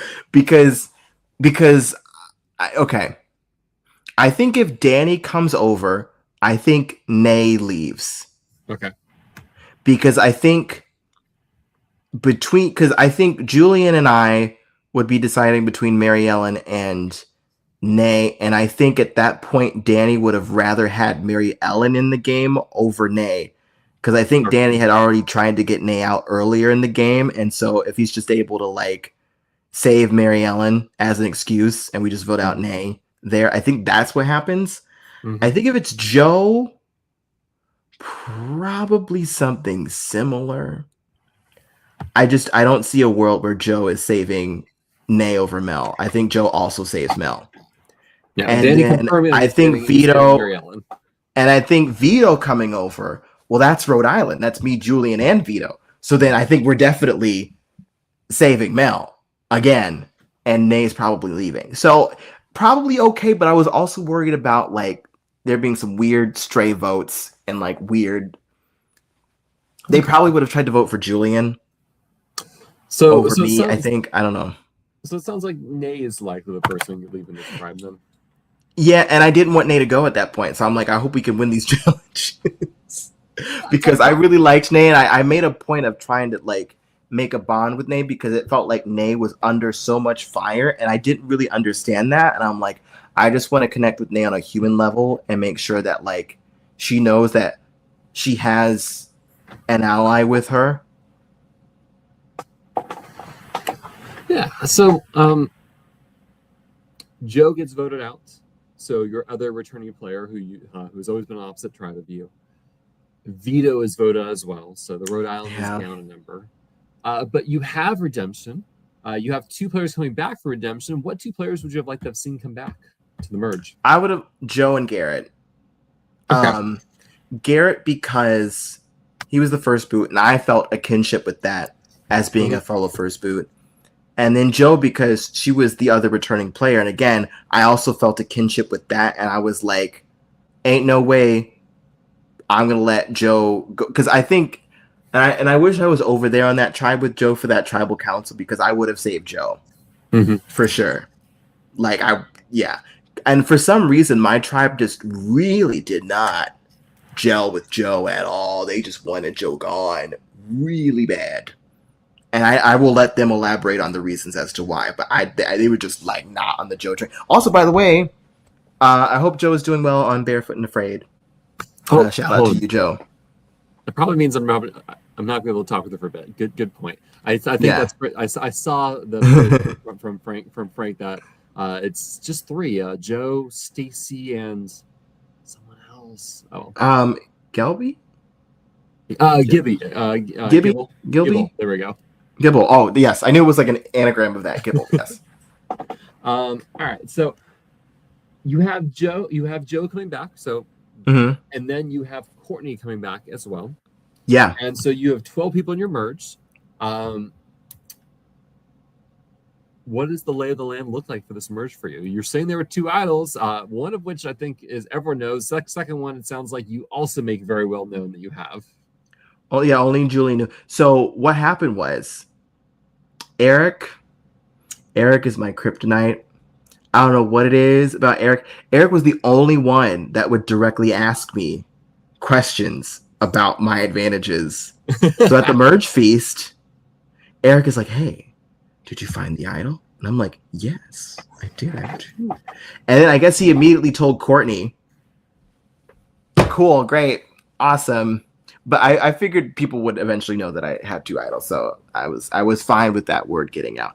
But Courtney was somebody that from jump, I got like, ooh, this person seems fun, but also very dangerous player. If I feel like she has a lot of knowledge in there, and if given the opportunity, could completely dominate the game. And again, Joe and I's seasons were both the seasons where somebody came back from redemption and got to the end and won the game. Mm-hmm. So I'm already thinking, all right, we're not gonna Justin and Maddie P this. We're not doing that. And I saw two routes in front of me. I had the Justin route. Justin stuck with his own tribe and got to the end that way. Maddie P said, screw my tribe. I'm going to make a hybrid alliance and get to the end that way. And so I was thinking of both types of possibilities. And so I kind of wanted to do a mix of the two. And I think that's what ended up happening for the rest of the game. That was kind of like my mindset going into this merge.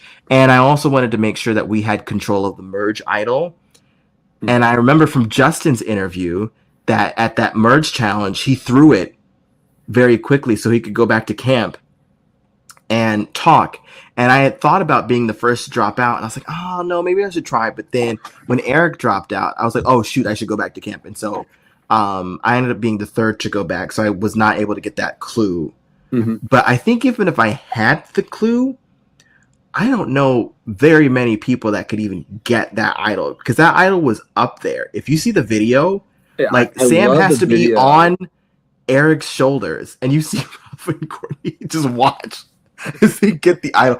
I just think there's just no way that anybody by themselves is going to be that tall and get up there. There's just, yeah. I guess when looking at this merge, was it very much divided by original tribe lines? And then, like, at what point do you feel like it stopped being about original tribe lines, or was this merge always original blue versus original yellow in a sense? Well, here's the thing. Oh, also, I should mention I wanted Vito to come back as well, because if Vito had come back, completely Rhode Island is my goal to get to the end of the game. That's it. But with the tribe setup that it was like, okay, well, it feels like the core blues are back together with Joe and Courtney being there.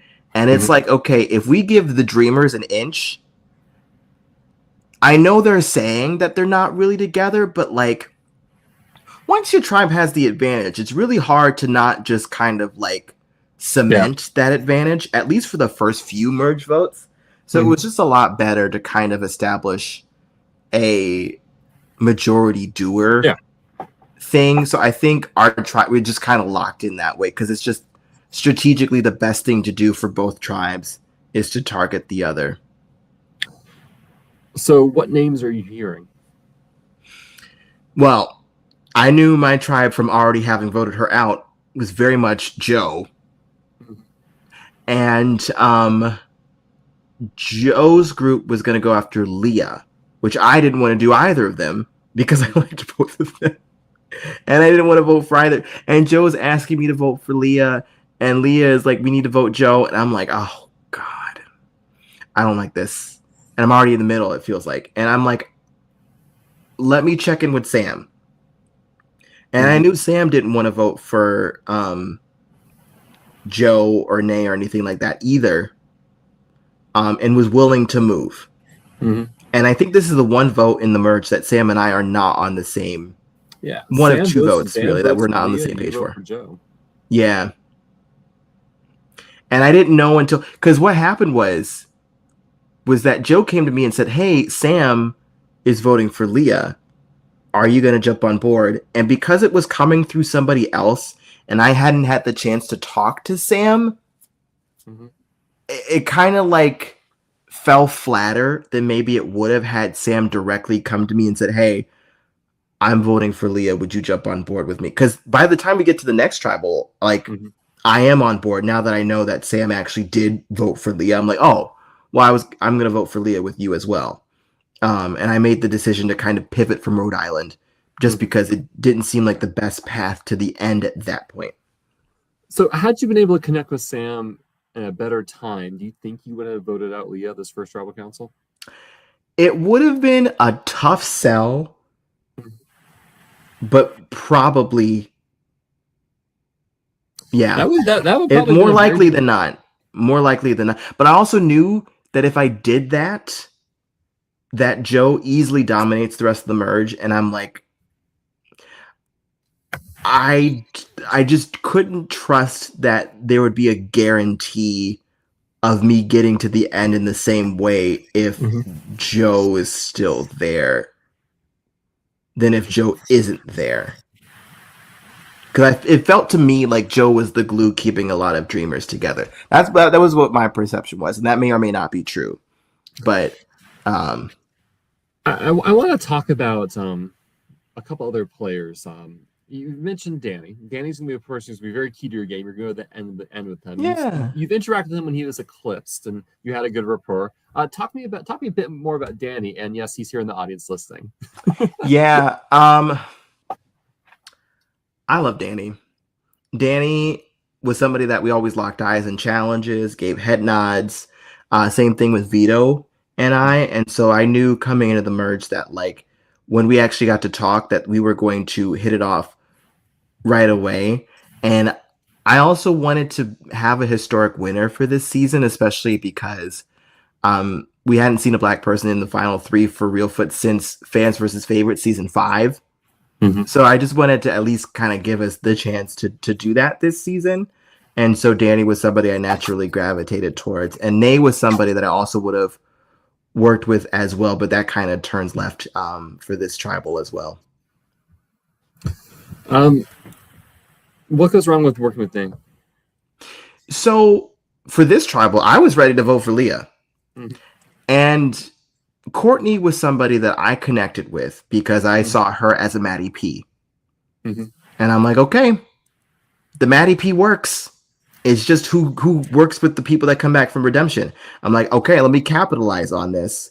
So Yeah. I talked to Courtney, and we were both like, okay, pick 2 people from your tribe that you want to go to the end with. So Courtney said, Danny and Mel. And I say, Rafa and Sam. And so I'm like, cool, that's the 6. That's the 6 is getting to the end of the game. Really, Rafa over That's what I was going to stick to. It ended up being a 6 plus Eric in the final 7, but everybody else was like, okay, if that's what we want to do, like, I wanted to create a hybrid alliance, and so Courtney was the person that I did that with, and that was kind of my plan. And for the most part, that is what ends up happening in this merge, save for Eric getting in there, but that's kind of where my head was at. So when it came to voting out Leah, I was like, okay, I'm fine with doing that. But Nay and Courtney had some not kind of on and off again things. Yeah. And when we got to the tribal council, I think Nay ended up wanting to vote for Courtney, and I was trying to like communicate to Nay that, like, hey, I don't want to vote for Courtney. And the silent part was like, I'm voting for Leah. Aren't you also voting for Leah? But I didn't say that out loud because I didn't want to alert Leah or anybody to anything. So out loud, you hear me say, hey, I'm not voting for Courtney, which leads to Nay speaking out about her wanting to vote for Courtney, which then gets Courtney to be locked in to vote for Nay. And then At this point, Sam is speaking up, and Nay and Sam start arguing, and then by the time, and I was like, ooh, I hope I didn't start anything by like speaking out. So by the time we got to the vote, I think it was just kind of like, okay, it feels like, even though I would love to continue to work with Nay, it feels like Nay got to jury, which was her goal. And I think she's like ready to like just be out of this environment because it's not the best environment for her right now. Like just get her out of this mess. And I think that's just how that vote happened. Tell me a little bit more about Mary Ellen, because you are on the same trip with her. She is in the Secret Alliance that's forming. She is in your end game essentially. She's gonna be the last jury member. Tell me about her, working with her and what she's like. I consistently with Melon the whole game. I was like, I just trust you. I like you. I want to work with you. I want to make sure we're here. Even when we were swapped together, same thing. I did not want to vote out Melon at all. And when we got to the merge, we ended up in multiple alliances together. There was the alliance of 6 that Courtney and I was forming, and then there was the like the all the all LGBT alliance with me, Danny, Mel, and Anthony. That was starting to form. So I felt good with Mel on multiple fronts.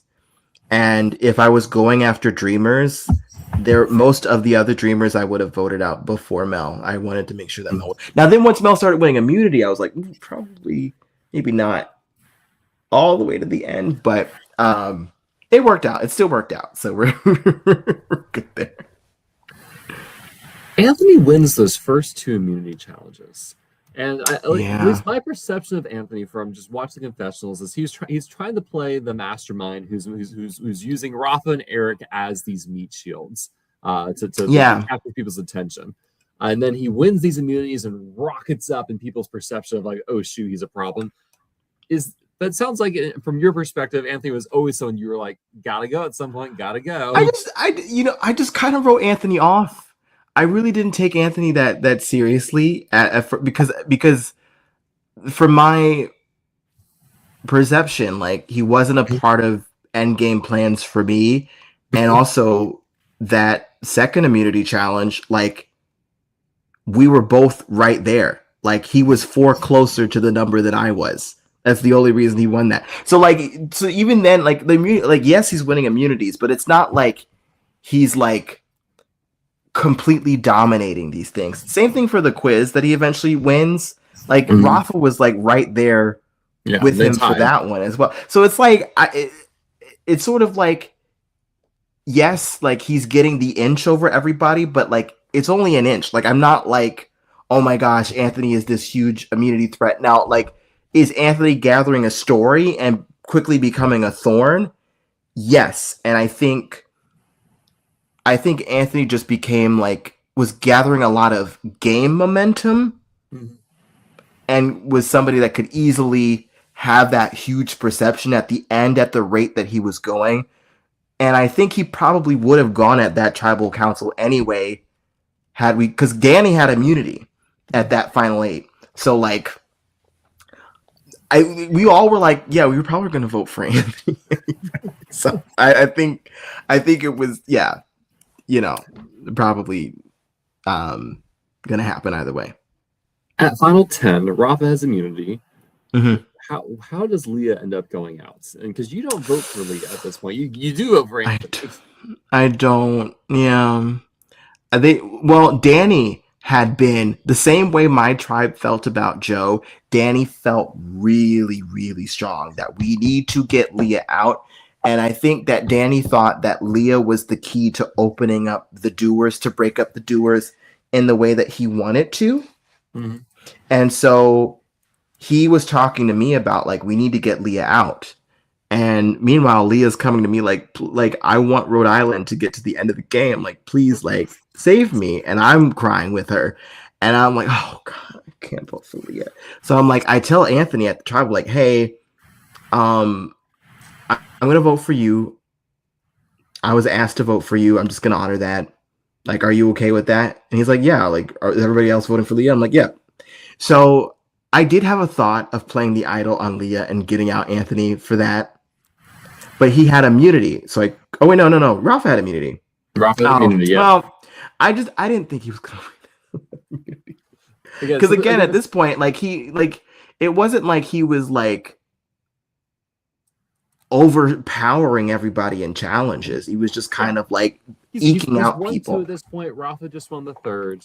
Yeah, I was just like, I just think the rest of the challenges, like, you know, it could really go anyway. And as we see, like Mel becomes immunity, like Danny's winning immunities, Ivan, like Sam. So like the immunities were eventually going to be passed around. So it wasn't like any one person was like completely dominating in that way.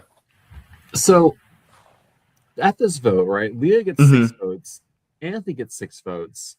You actually finally play your first idol and negate 2 votes.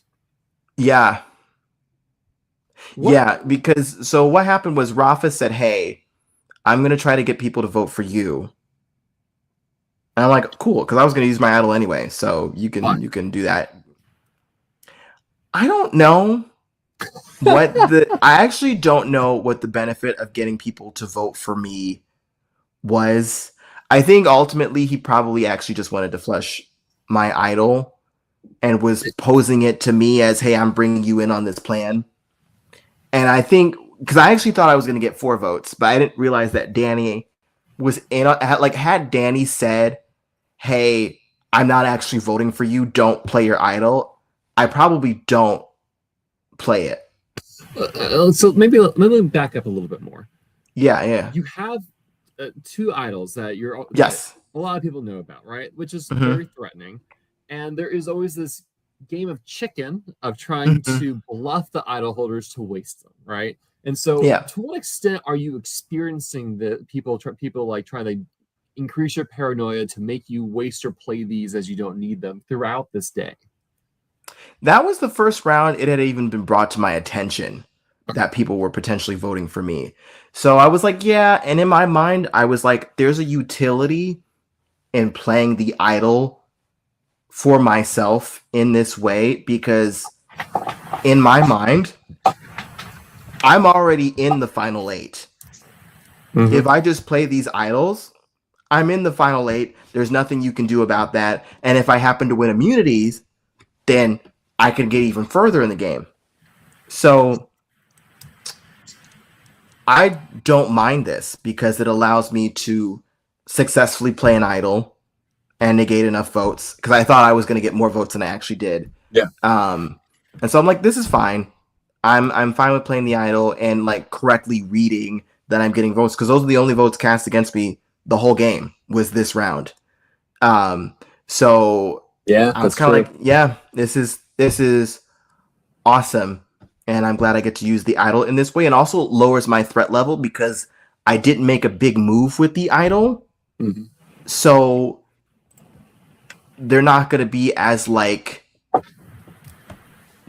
razor claw, get Aaron out because he has idol. You know what I mean? Is there a retrospect wish like I should burn both of them, save me and Leah, knock down Anthony there, or that's just skewy? Yeah, I would have had to do that if I wanted to get out Anthony. I'm like, do I want to give up 2 idols to get Anthony out of the game? No. I just wanted to have the utility of being able to use the idol in future rounds. And I love Leah. I think had I done that, I would have had to lock in with the Leah and Julian thing for the rest of the game. And I was hoping to get further with Julian anyway, but that kind of goes sideways in the next tribal. So you play the idol for yourself. Leah goes home. Rip that alliance. We're not, that alliance no longer a thing.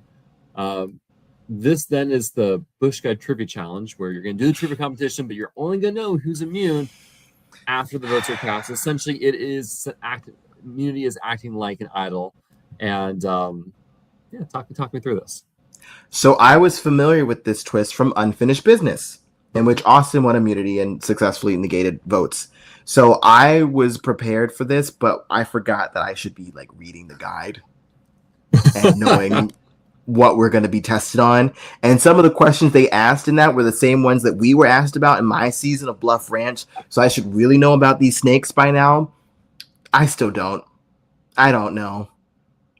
Could not tell you any facts about these snakes. So we do the challenge and we're just like, okay, we'll probably just all vote for Anthony because Anthony probably didn't win that. And then he did. So that kind of was like, okay. And then Eric played his idol. And I knew that Anthony definitely voted for Eric over me. Mm-hmm. And so I'm thinking, okay, if all the votes are negated, because I told Julian to throw his vote and pull an Austin, like throw your vote. And I probably could have thrown my vote somewhere and gotten rid of somebody here and then just not had to play my idol. But the second that I just didn't think Anthony was going to win it. So I was like, I'm not going to waste. So, but then the second that all that the votes in my mind are negated, I stand up and play the idol because the last thing I want is to be in a situation where there's no votes and I'm sitting here with an idol in my pocket as an option to be voted out. It would be crazy for at least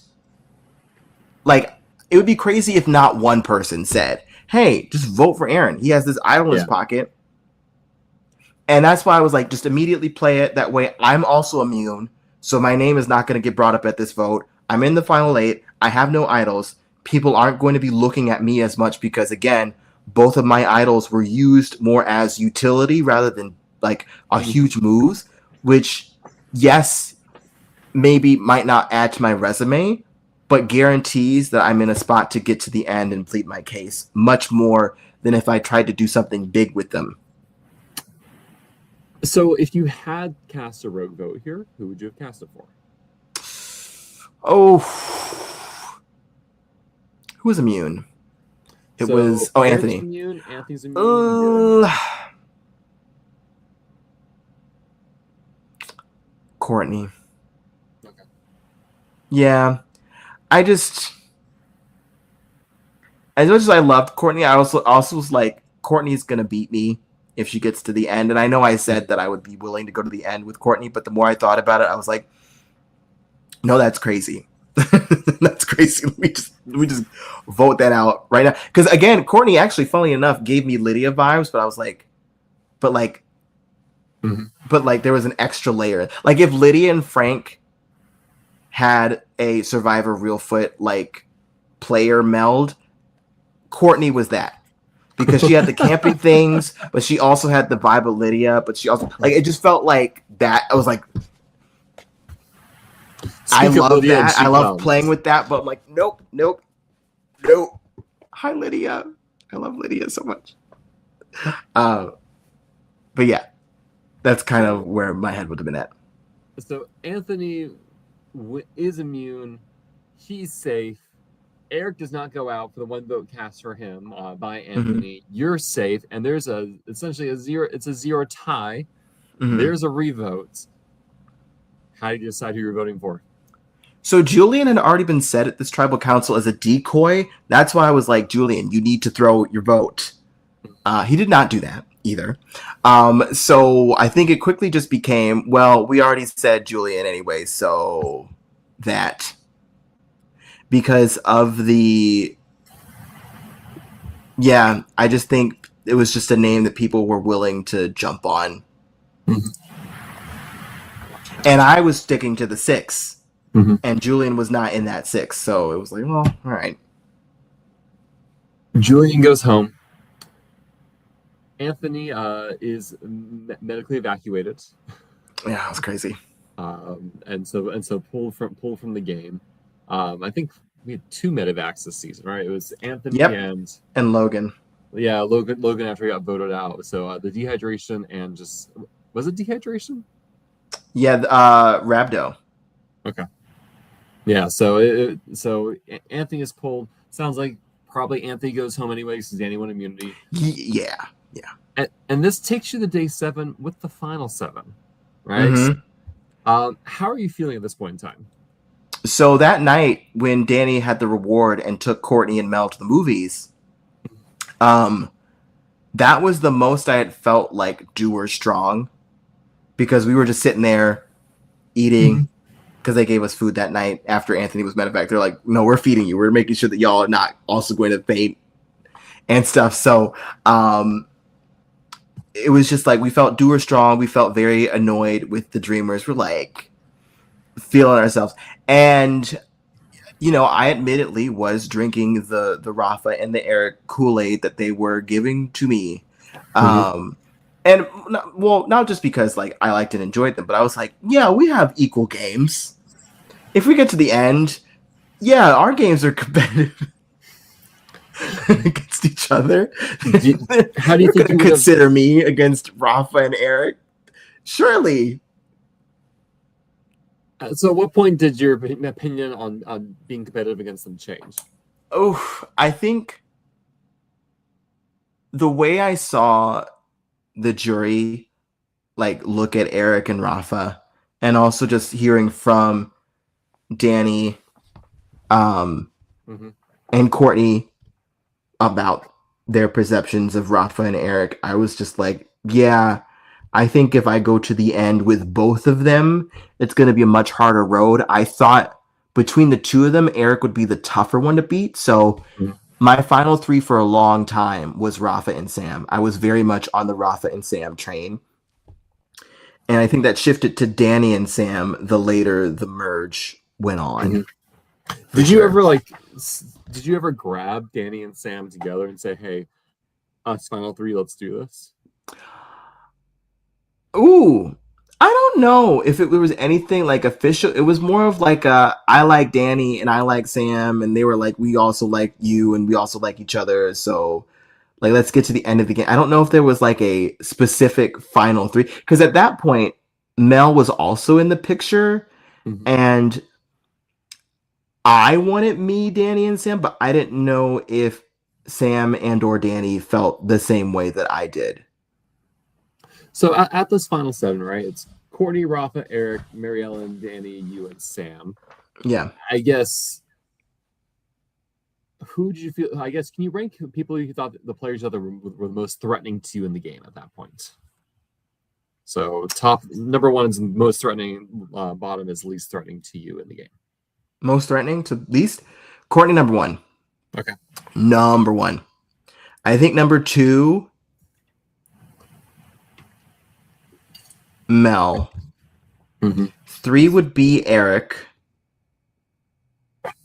4, I think I actually would have said Danny at 4. Rafa 5, and then Sam and I. Because I think at that point, I think the other 5 compared to Sam and I had very strong cases. And if they were in the end with us, based on everything up until that point, I think they have a much easier time beating both of us. Are you thinking about your narrative and pitch at this point in time, or like that's a day 8 problem?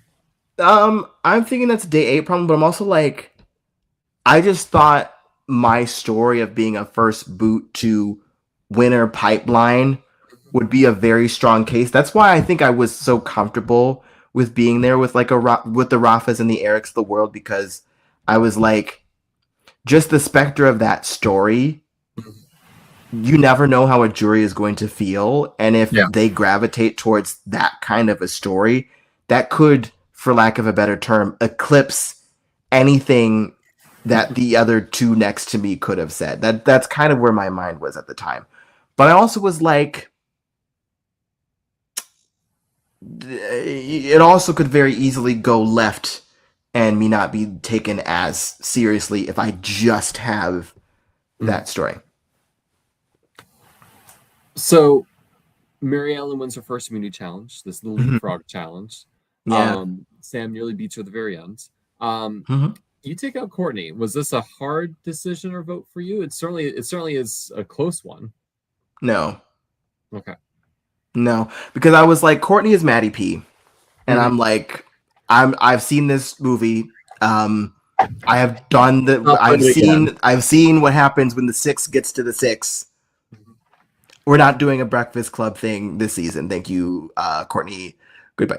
And also, I just felt like I loved Courtney's position in the game, and I wanted to have said position.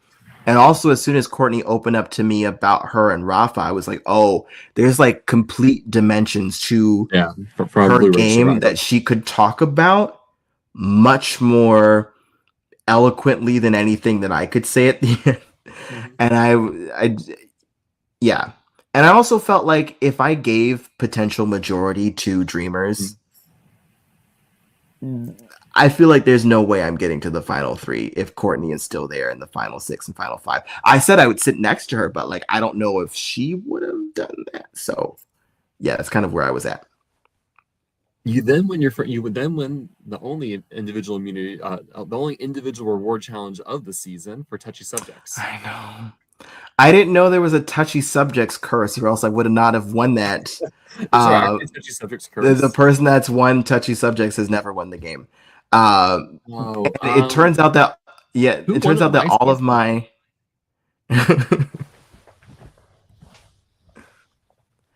I need to and check the wiki. Who I won was it the so mad past that this was a season? reward because I was like, I know if this was an immunity, I would win. I knew I was gonna win this challenge too because I felt like in tune with the tribe, and it turns out that all of my answers were the answers for the most popular thing that was said. So I was like, cool, like I'm on the same wavelength as Mhm. people. Um, so yeah, and our name spelled out dreams, which was very cool to think about. And so you win this challenge. Mm-hmm. You get to this is probably one of my favorite challenges. Is like you get money, you get to go to the convenience store, and you get to go Yeah. buy stuff. Talk me through this experience because the videos were hilarious. Yeah, so when I picked Sam and Eric to go with me, Eric was a smooth talker at the store and convinced the lady.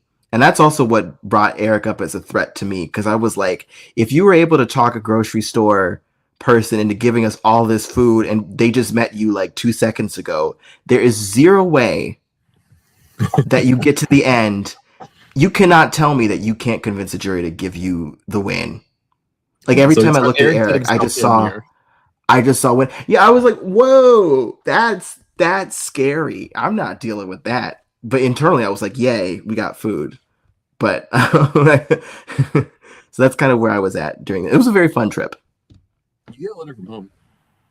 Yes, from my mom. And I have it over here. It's a really cool letter, and it was really cool that it was printed out. And I was shocked that we even had letters. I was not expecting letters from home at all, or even a phone call, because I know for Bluff Ranch they had the phone call. Hmm.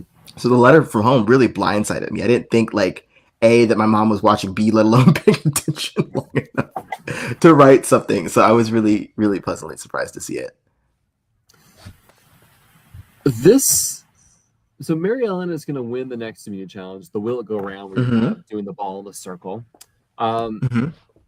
Walk me through what happens here. How did you decide that you wanted to target Rafa here? Okay, so at this point, I still felt Eric over Rafa should go first because I had a better relationship with Rafa over Eric. Even though Eric and I were also relatively close, I just thought that Eric was the bigger threat at the end game between the two. So, and I didn't want to vote for Rafa.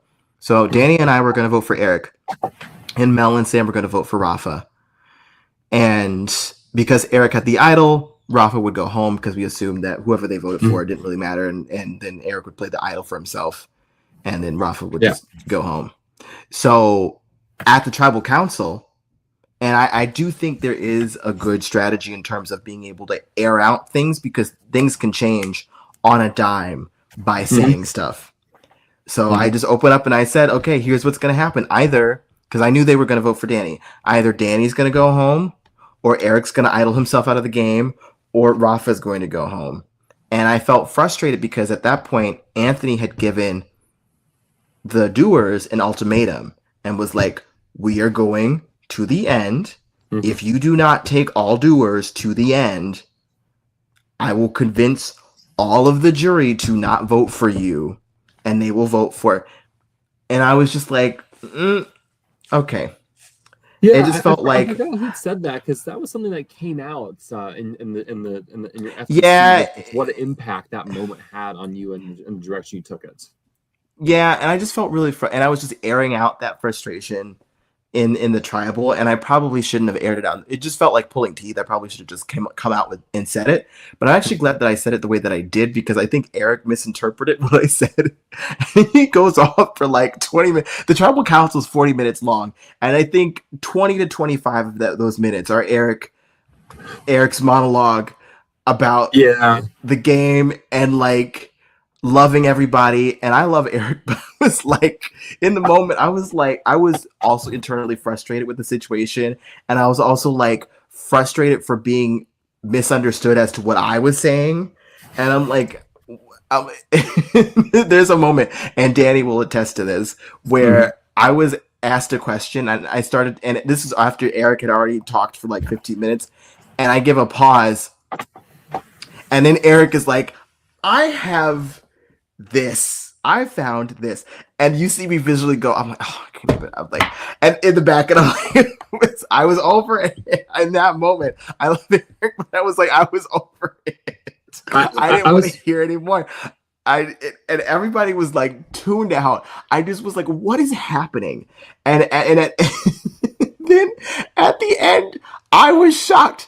And I'm grateful for Eric's hug. I love Eric's hug. But then he gave me the idol. And I had a split second in my mind where I'm like, oh, this is Eric giving up immunity. Because I literally at the moment, I was like, Eric, I'm voting for you. And like, what?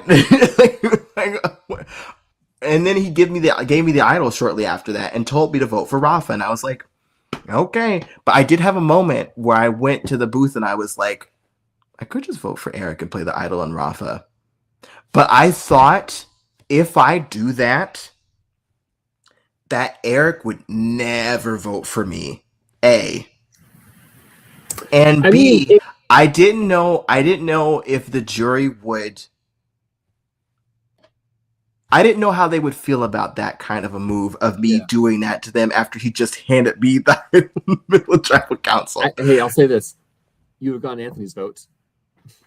I would have, yeah, apparently, yeah. Yeah. I guarantee Anthony would have eaten that up. No, I know, and I wasn't sure, even if I did that, if the jury's perception of me would have really changed all that much, but maybe it would have. I don't know. Maybe that was the move to make, and I just didn't decide to do it. But I thought, too, I didn't know if it was going to be seen as me getting out Eric or if it was going to be seen as me saving Rafa, because I would have had to play the idol for Rafa, and it would have been like, wow, Rafa was going home, and somehow Aaron still kept him in the game. And it was kind of like, a bird in the hand and two in the bush. It's sort of like, okay, like, I'm either voting out Rafa and keeping Eric or voting out Eric and keeping Rafa. Like, is there much of a difference in how it happens? But yeah. Yeah, this is rough because, I mean, the only other players vulnerable, Sam, you're not voting out. Danny, you're voting out. Mary Ellen's immune. You can't vote out yourself. It's just like you're. You can't do something. You can't do something cool here. It's like I'm taking out one of them, and yeah. And it was the last round to play the idol too, and the fact that like that whole tribal council. I just didn't, and especially with how Eric was toward me in the final tribal, I think for sure, had I voted him out in that way, he was going to poison the entire jury. Like I don't see Eric particularly being receptive to that. No, and I couldn't do that to Eric after he just hugged me and gave me the idol. Like I internally could not do that to him. You're gonna vote him out next, anyways. So the next. Well, yeah. You're gonna have the station by station challenge. Sam is gonna win. Is there any it's when you're 5 people, there's not a lot of options left. I mean, at this point, are you just completely locked in with Danny and Sam, and just like, all right, who's it gonna be? Yeah, because I think, there was a world where I could have voted out Mel here. Yeah. And actually, Eric came up to me. And I don't know what it is about me, Steven, where people feel like they can come up to me and just like, not necessarily ultimatums, but it feels like they like, I don't know what I kind of, so basically Eric came up to me and said, hey, if you keep me in one round, I will get all of the jury to vote for you. And in processing this, I was like, and I said to him, Eric, every time I look at you, I see a big sign behind you that says winner. I'm like, if I keep you to the Final Four and then you win that Final Four immunity and I can't even vote you out, there is zero way these people are going to be voted. Like, I just did. And seeing that Final Four challenge, I'm very glad I voted Eric out because he was a big runner and would have smoked us all at that. It was just, it just felt like this is the same thing that Anthony asked, just in a different way. Because it's like, okay, well, if I'm in a situation where the best move for me is to vote you out, and you're like, don't vote me out, or I will not, like, or basically I'm going to get the jury to vote for somebody else. Mm-hmm. Then, like, if I'm a kingmaker, I might as well just do what I want to do anyway. Yeah. So that's kind of where I was at going into this vote. Because it was crazy. And also, it felt like he was like, winning doesn't matter. But everything about Eric felt like, no, it feels like I think winning does matter. At least a little bit. At least a little bit, you know. I think it's rare that people come and play an 8-day-long game with the to win. I think we're all special. We all hate ourselves enough to go starve in nowhere, Tennessee, in rain and ticks and snakes. Because we want to win and prove ourselves in this game we love. Yeah. You win the final immunity challenge. You look triumphant at the top of that staircase. Yeah. It was a big challenge for me because, as I said, in season 9, that first immunity challenge ended in that stair puzzle. It was just on the ground. And I had wanted to do it. And the whole point of me putting myself in that position was so I could do that puzzle. And I didn't get a chance to do it. And so I'm like, because I knew I could win that. And so when I was able to do that, and I felt the whole time like, I'm winning this challenge. I'm winning this challenge. I did cross country. I'm winning this challenge. And so when I did it, I did really feel like triumphant. It felt like I really kind of tore back all of the demons that I had from Bluff Ranch.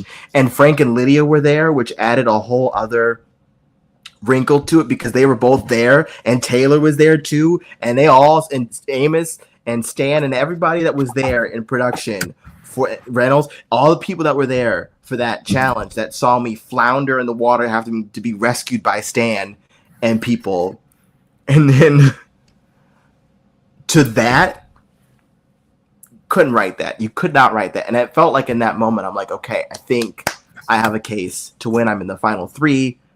I've been immune for 4 out of the however many rounds of the merge. Like, I feel like I really was able to get myself here through the idle plays and also through the immunity buttons and the social play. So the votes between Sam and Mary Ellen. Yeah. Is there ever a world where you vote Sam out here? No, this is a no-brainer. Between Sam and Mary Ellen beats any of the 3 of us. It's just based on the way the game had been going up to that point and the perception of all the players, with her immunity wins, with her social play, her being very likable, and then her being seen as the one that was doing the moves between her and Danny. She easily beats us all.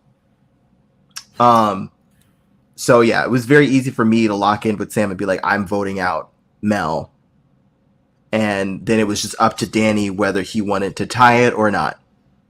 And Danny was wrestling with that. He was really, really wrestling with that. Yeah, it's my impression of Mary Ellen's jury speech that had he tied it, she probably votes for him. But I'll have to talk to her to kind of see exactly. I think so too. Though I do think she probably wins that challenge versus Sam and gets back in and gets to the final 3. But I think if he at least tried to tie it, I think he gets that vote. Going into Final Tribal Council, how were you feeling about your shots against Sam and Danny? I actually felt really good before getting into that Tribal Council because I was like, I think I have a very good shot to win. I think I have a very strong story. And there is definitely a case to be made for me to win. Mhm. And I actually thought that going into that tribal that Danny was the person to beat. I think had I been able to accurately read more that like, no, it's actually between me and Sam, and Danny is the one that they're kind of dismissing, I probably would have approached that final tribal council in a different way. How would you approach it differently? I think I would have tried to emphasize the fact that like the Larissa move, which I don't know why I answered Courtney's question the way that I did, because I was just like, I don't want to rely on the Larissa move so much, but it really was the move that kept Sam in the, like, I don't think Sam is in the game if it's not for me digging in my heels and voting for Larissa there, because nobody wanted to keep Sam in the game except for Julian and I at that tribal council. So Courtney asks, what is a personal move you made that was not directly influenced by another tribe member? You talk about getting Joe out of the game and the threat that Joe was at that first merge when you were kind of in the middle. Yeah, and I wish I had answered this question differently, because when she said that question to me, my instinct was like, well, this sounds like a trick question, because like all of my moves were intertwined with my relationships with other people and being able to utilize those relationships to make decisions to get me further in the game. So I feel like there's very few moves that would be completely solo. I feel like it's impossible to make a good move in the game without other people being involved on some capacity. I don't know if there's any good way to answer that. I guess I interpreted it a little bit differently. I thought I was sort of more of her trying to say like, what's something you drove and made happen? Okay. The wording threw me off, because I was like, what do you mean like that didn't involve other people? I was like, I feel like other people would be involved. And so that's why I was like, yeah. And I get what you're saying about the Larissa move, because I think one of the challenges as Final Tribal Council is I think everyone, whether they should or not, puts a lot of premium on the merge. Pre-merge, that's right. Yeah. So you could do cool stuff pre-merge, but like, oh, I didn't see it, or I wasn't there. Yeah, they weren't there, right? It's hard. Yeah, and I did later address like, I wish I had got, like, I was supposed to play the idol pre-merge, but I didn't get to do it because production skipped over it. So they did acknowledge that. But I think at that point I already felt so defeatist about my own game that I just kind of checked out for the rest of the tribal. I didn't really feel, I wasn't answering as strongly. At what point did you feel at what point or whose question did you kind of like, oh, this is a hostile jury and they're not my favorite, I'm gonna kind of check out here? Eric. Well, okay, to be fair, Eric is at the end and also goes for 20 to 30 minutes again. Yeah, I did. Well, because I felt like it was like, ooh, I don't know if I answered the questions the same, but I felt like I recovered. But like by the time we got to Eric's question, and like he was like, it's between me and Sam, and then he basically just asked Sam like to say like, hey, just say I was your number one ally and I'll give you my vote. That's basically the vibe that was coming off, and I was like, and I already knew that I didn't honor the thing where he said, hey, if you keep me, I'm going to convince the jury to vote for you. Yeah. And the look he gave me going into that tribal council, I'm like, well, he's not voting for me. So I feel like, I don't know. I don't know. I don't know what I think. I definitely did not do myself any favors. I just don't know. I don't know how much Final Tribal was in people's thoughts, but I'm very bad at selling myself, and so I knew Final Tribal was going to be something that I naturally struggle with, even if I played like the best Reelfoot game of all time. Like I probably would undersell it. So I was just kind of like, so I have been in Final Tribal Council once. I cried. I lost. So that is my sole experience of sucking at Final Tribal Council. So here's my experience after watching the video and taking notes. You had some rough jury questions, right? Yeah. Nay was rough. Anthony, not a question, but pretty much just like saying like y'all are not, and then Eric, right? So you have three challenging jurors that come at you all. Yes, and Um, that's the one, and that's the question I wish I had.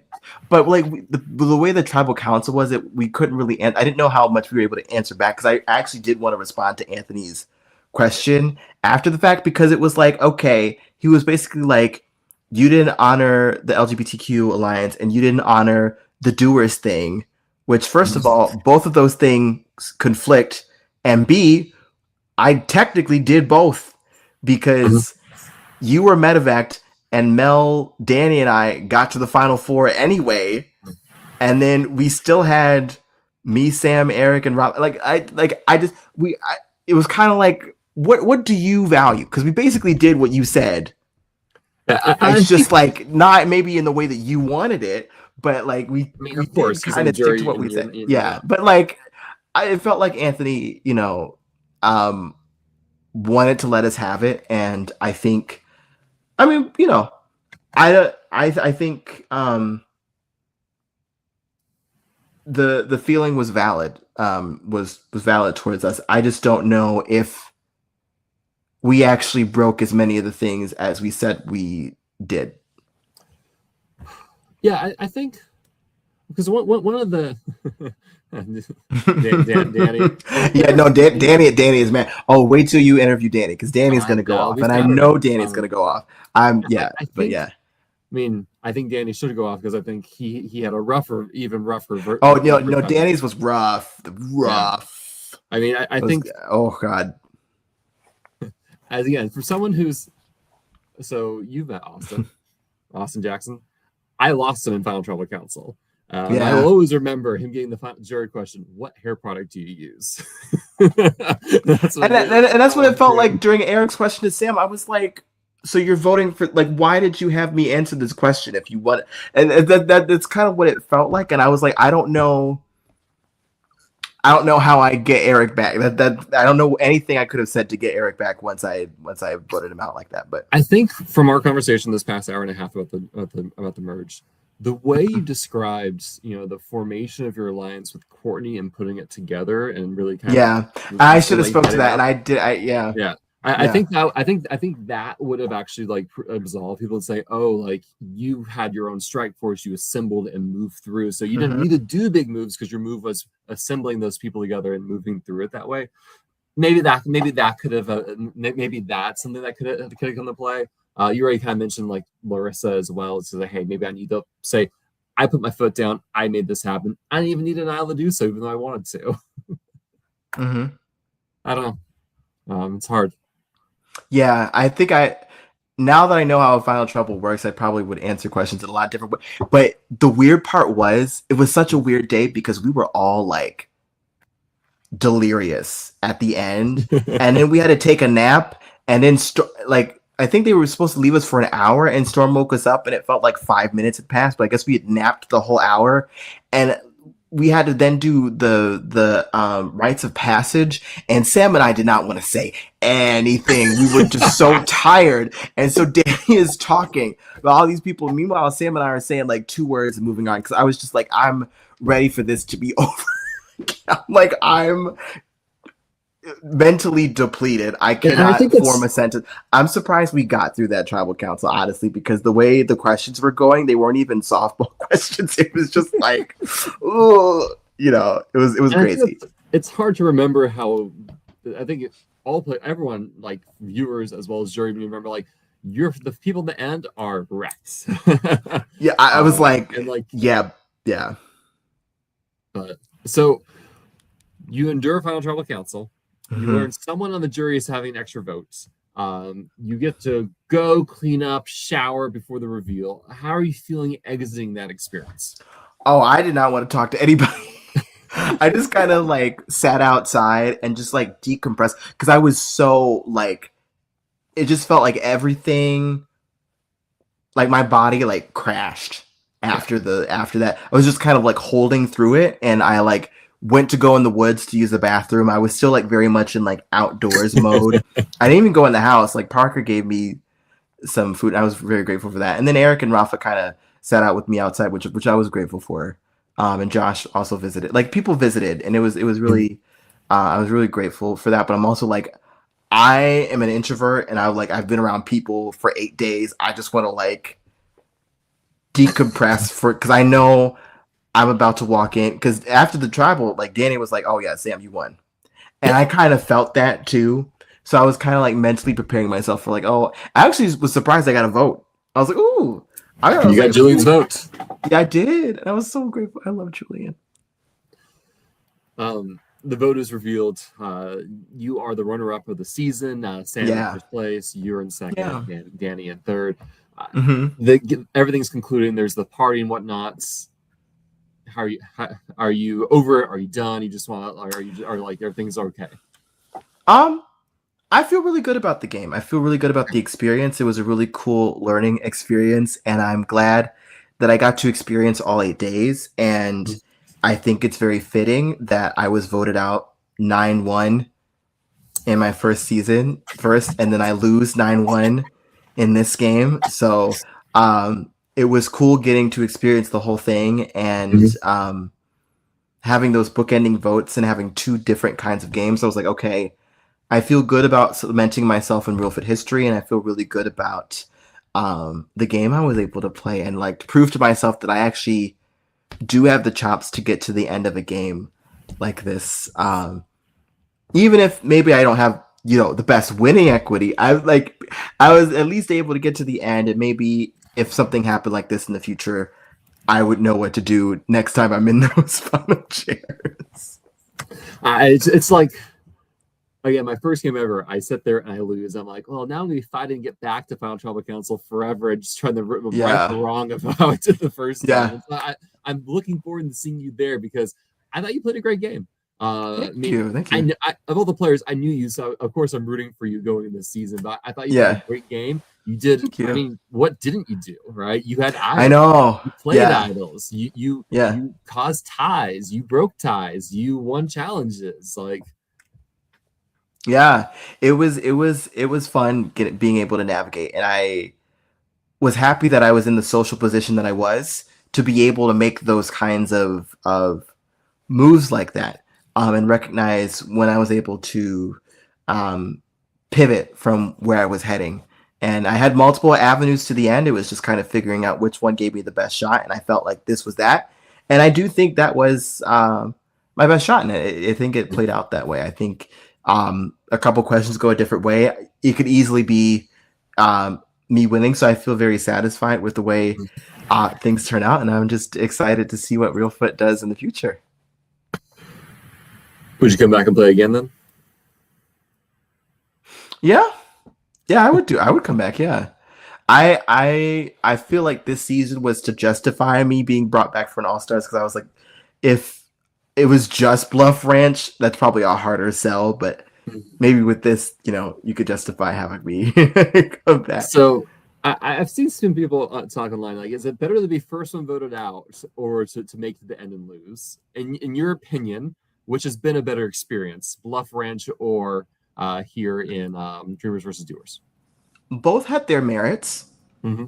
I think I had value in both, but obviously I think it's better to get to the end and lose, because you do get to experience the whole game and you get to ride the same roller coaster. Yeah, you don't win, but I think there's a lot that you can learn about yourself from multiple rounds and multiple days and things to think over than just kind of being a footnote on a season. So this was such a cool experience.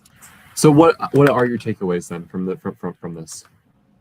As I said at the end of the final tribal, I have a lot to learn, and I want to continue to learn and grow both as an LRG player, but also as a person. And I think I was able to shed a lot of what I was in the first season. I was very afraid of the outdoors, and to the point where I was completely covered up all the time. So my own tribe, the Rutherford tribe, seeing me shirtless and like in the jungle doing things was like, oh my God, Aaron, somebody told Aaron that he doesn't have to be covered up. I was like, yay, the small win. So I was like, like if I can do this, how much further can I push myself in the future? Is there anything about your game or experience and time in Reelfoot you want to talk about that we haven't had a chance to dig into? Ooh, I think it was such a pleasant experience getting to interact with production during this, because I think a lot of them were there on that journey with me, and I thank every single one of the people that was involved in production this season, because I know they couldn't really react the way that they wanted to be during the moment, but it was really cool even during those private confessional moments that we were able to share in the experience together. And me playing felt like production was getting to experience the game vicariously through Joe and I. And so I'm very happy that we were able to have the performances that we did. Well, I have some final wrap-up questions that I'm going to kind of go with you. Yeah. First one, if you can go back in time and to yourself before you played this game, what advice would you give yourself? I think Danny said this to me. I would say always it's better to make the move early than not at all. Do you prefer your Survivor LRG games to have redemption or to not have redemption? Ooh. Redemption adds a cool element, but I prefer not having redemption. I think there's some bigger stakes, and I think it could, redemption does add a fun wrinkle, though. You're applying for games next year, and you get cast in a mole game and a Survivor game, but they're both the same weekend. Which do you play? Mole. What was I love the mole. I love the mole too, though. What was your favorite challenge this season? The puzzle maze in the water, where we had to lift the thing. I know we struggled with that for a long time, and we were like losing our shoes and stuff in there, but it was so fun. And that was our first challenge we won after a long drought, and we got the pizza. It was and the beer. Great. What was a favorite moment at camp for you? Oh, the conversation that Jude, Rafa, and I had that second night, that was my favorite moment. It was transcendent, and I really, really, really enjoyed getting to talk with them. Who do you wish you had a chance to work with this season, but never had an opportunity to do so? Garrett, hands down. I had good vibes from Garrett from Jump, and I really wanted to work with him. At least I had the opportunity to interact with Vito a little bit, but and Vito would have been the other one. But yeah, Garrett for sure. Who surprised you the most out there? Ooh, Anthony. I was not expecting that heel turn in the merge. As soon as that quiz challenge came out, I was like, where was this? This was lurking under the surface the whole time. Crazy. So besides yourself, who on this cast would you like to see come back and play another season? Larissa, okay. Mm-hmm. Well, if you described her, I think she would be pretty dangerous and good. Larissa would be so good. Cast her multiple times, please. That would be great. Aaron, I think that's all I have. I know I said we aim for 90 hour and a half, 2 hours, and here we are at 2 hours 45. But well deserved. I had a lot of fun talking to your game with you. Thank you so much. Thank you. See you later. Well, no, you can't leave just yet. You gotta play some stuff. All right. So I know that you also like to stream. I do, yeah. How can people follow your streams, and what will you be streaming in the near future? Yeah, I'm Double A the Sleuth on Twitch. I stream mystery games, so I've been going through the Nancy Drew series. Once I'm able to buy more of the series, I'll start playing them again in the next few weeks. And then I also might start streaming Rainbow Six Siege, because I've been playing that a lot. And Spyro, in lieu of Spyro 4 coming out in the next year. So I'm excited to get back in. Are you doing the remastered trilogy, or are you doing the older games? I've played the older games a bunch over the years, but I have the remastered trilogy, and I'm working through it.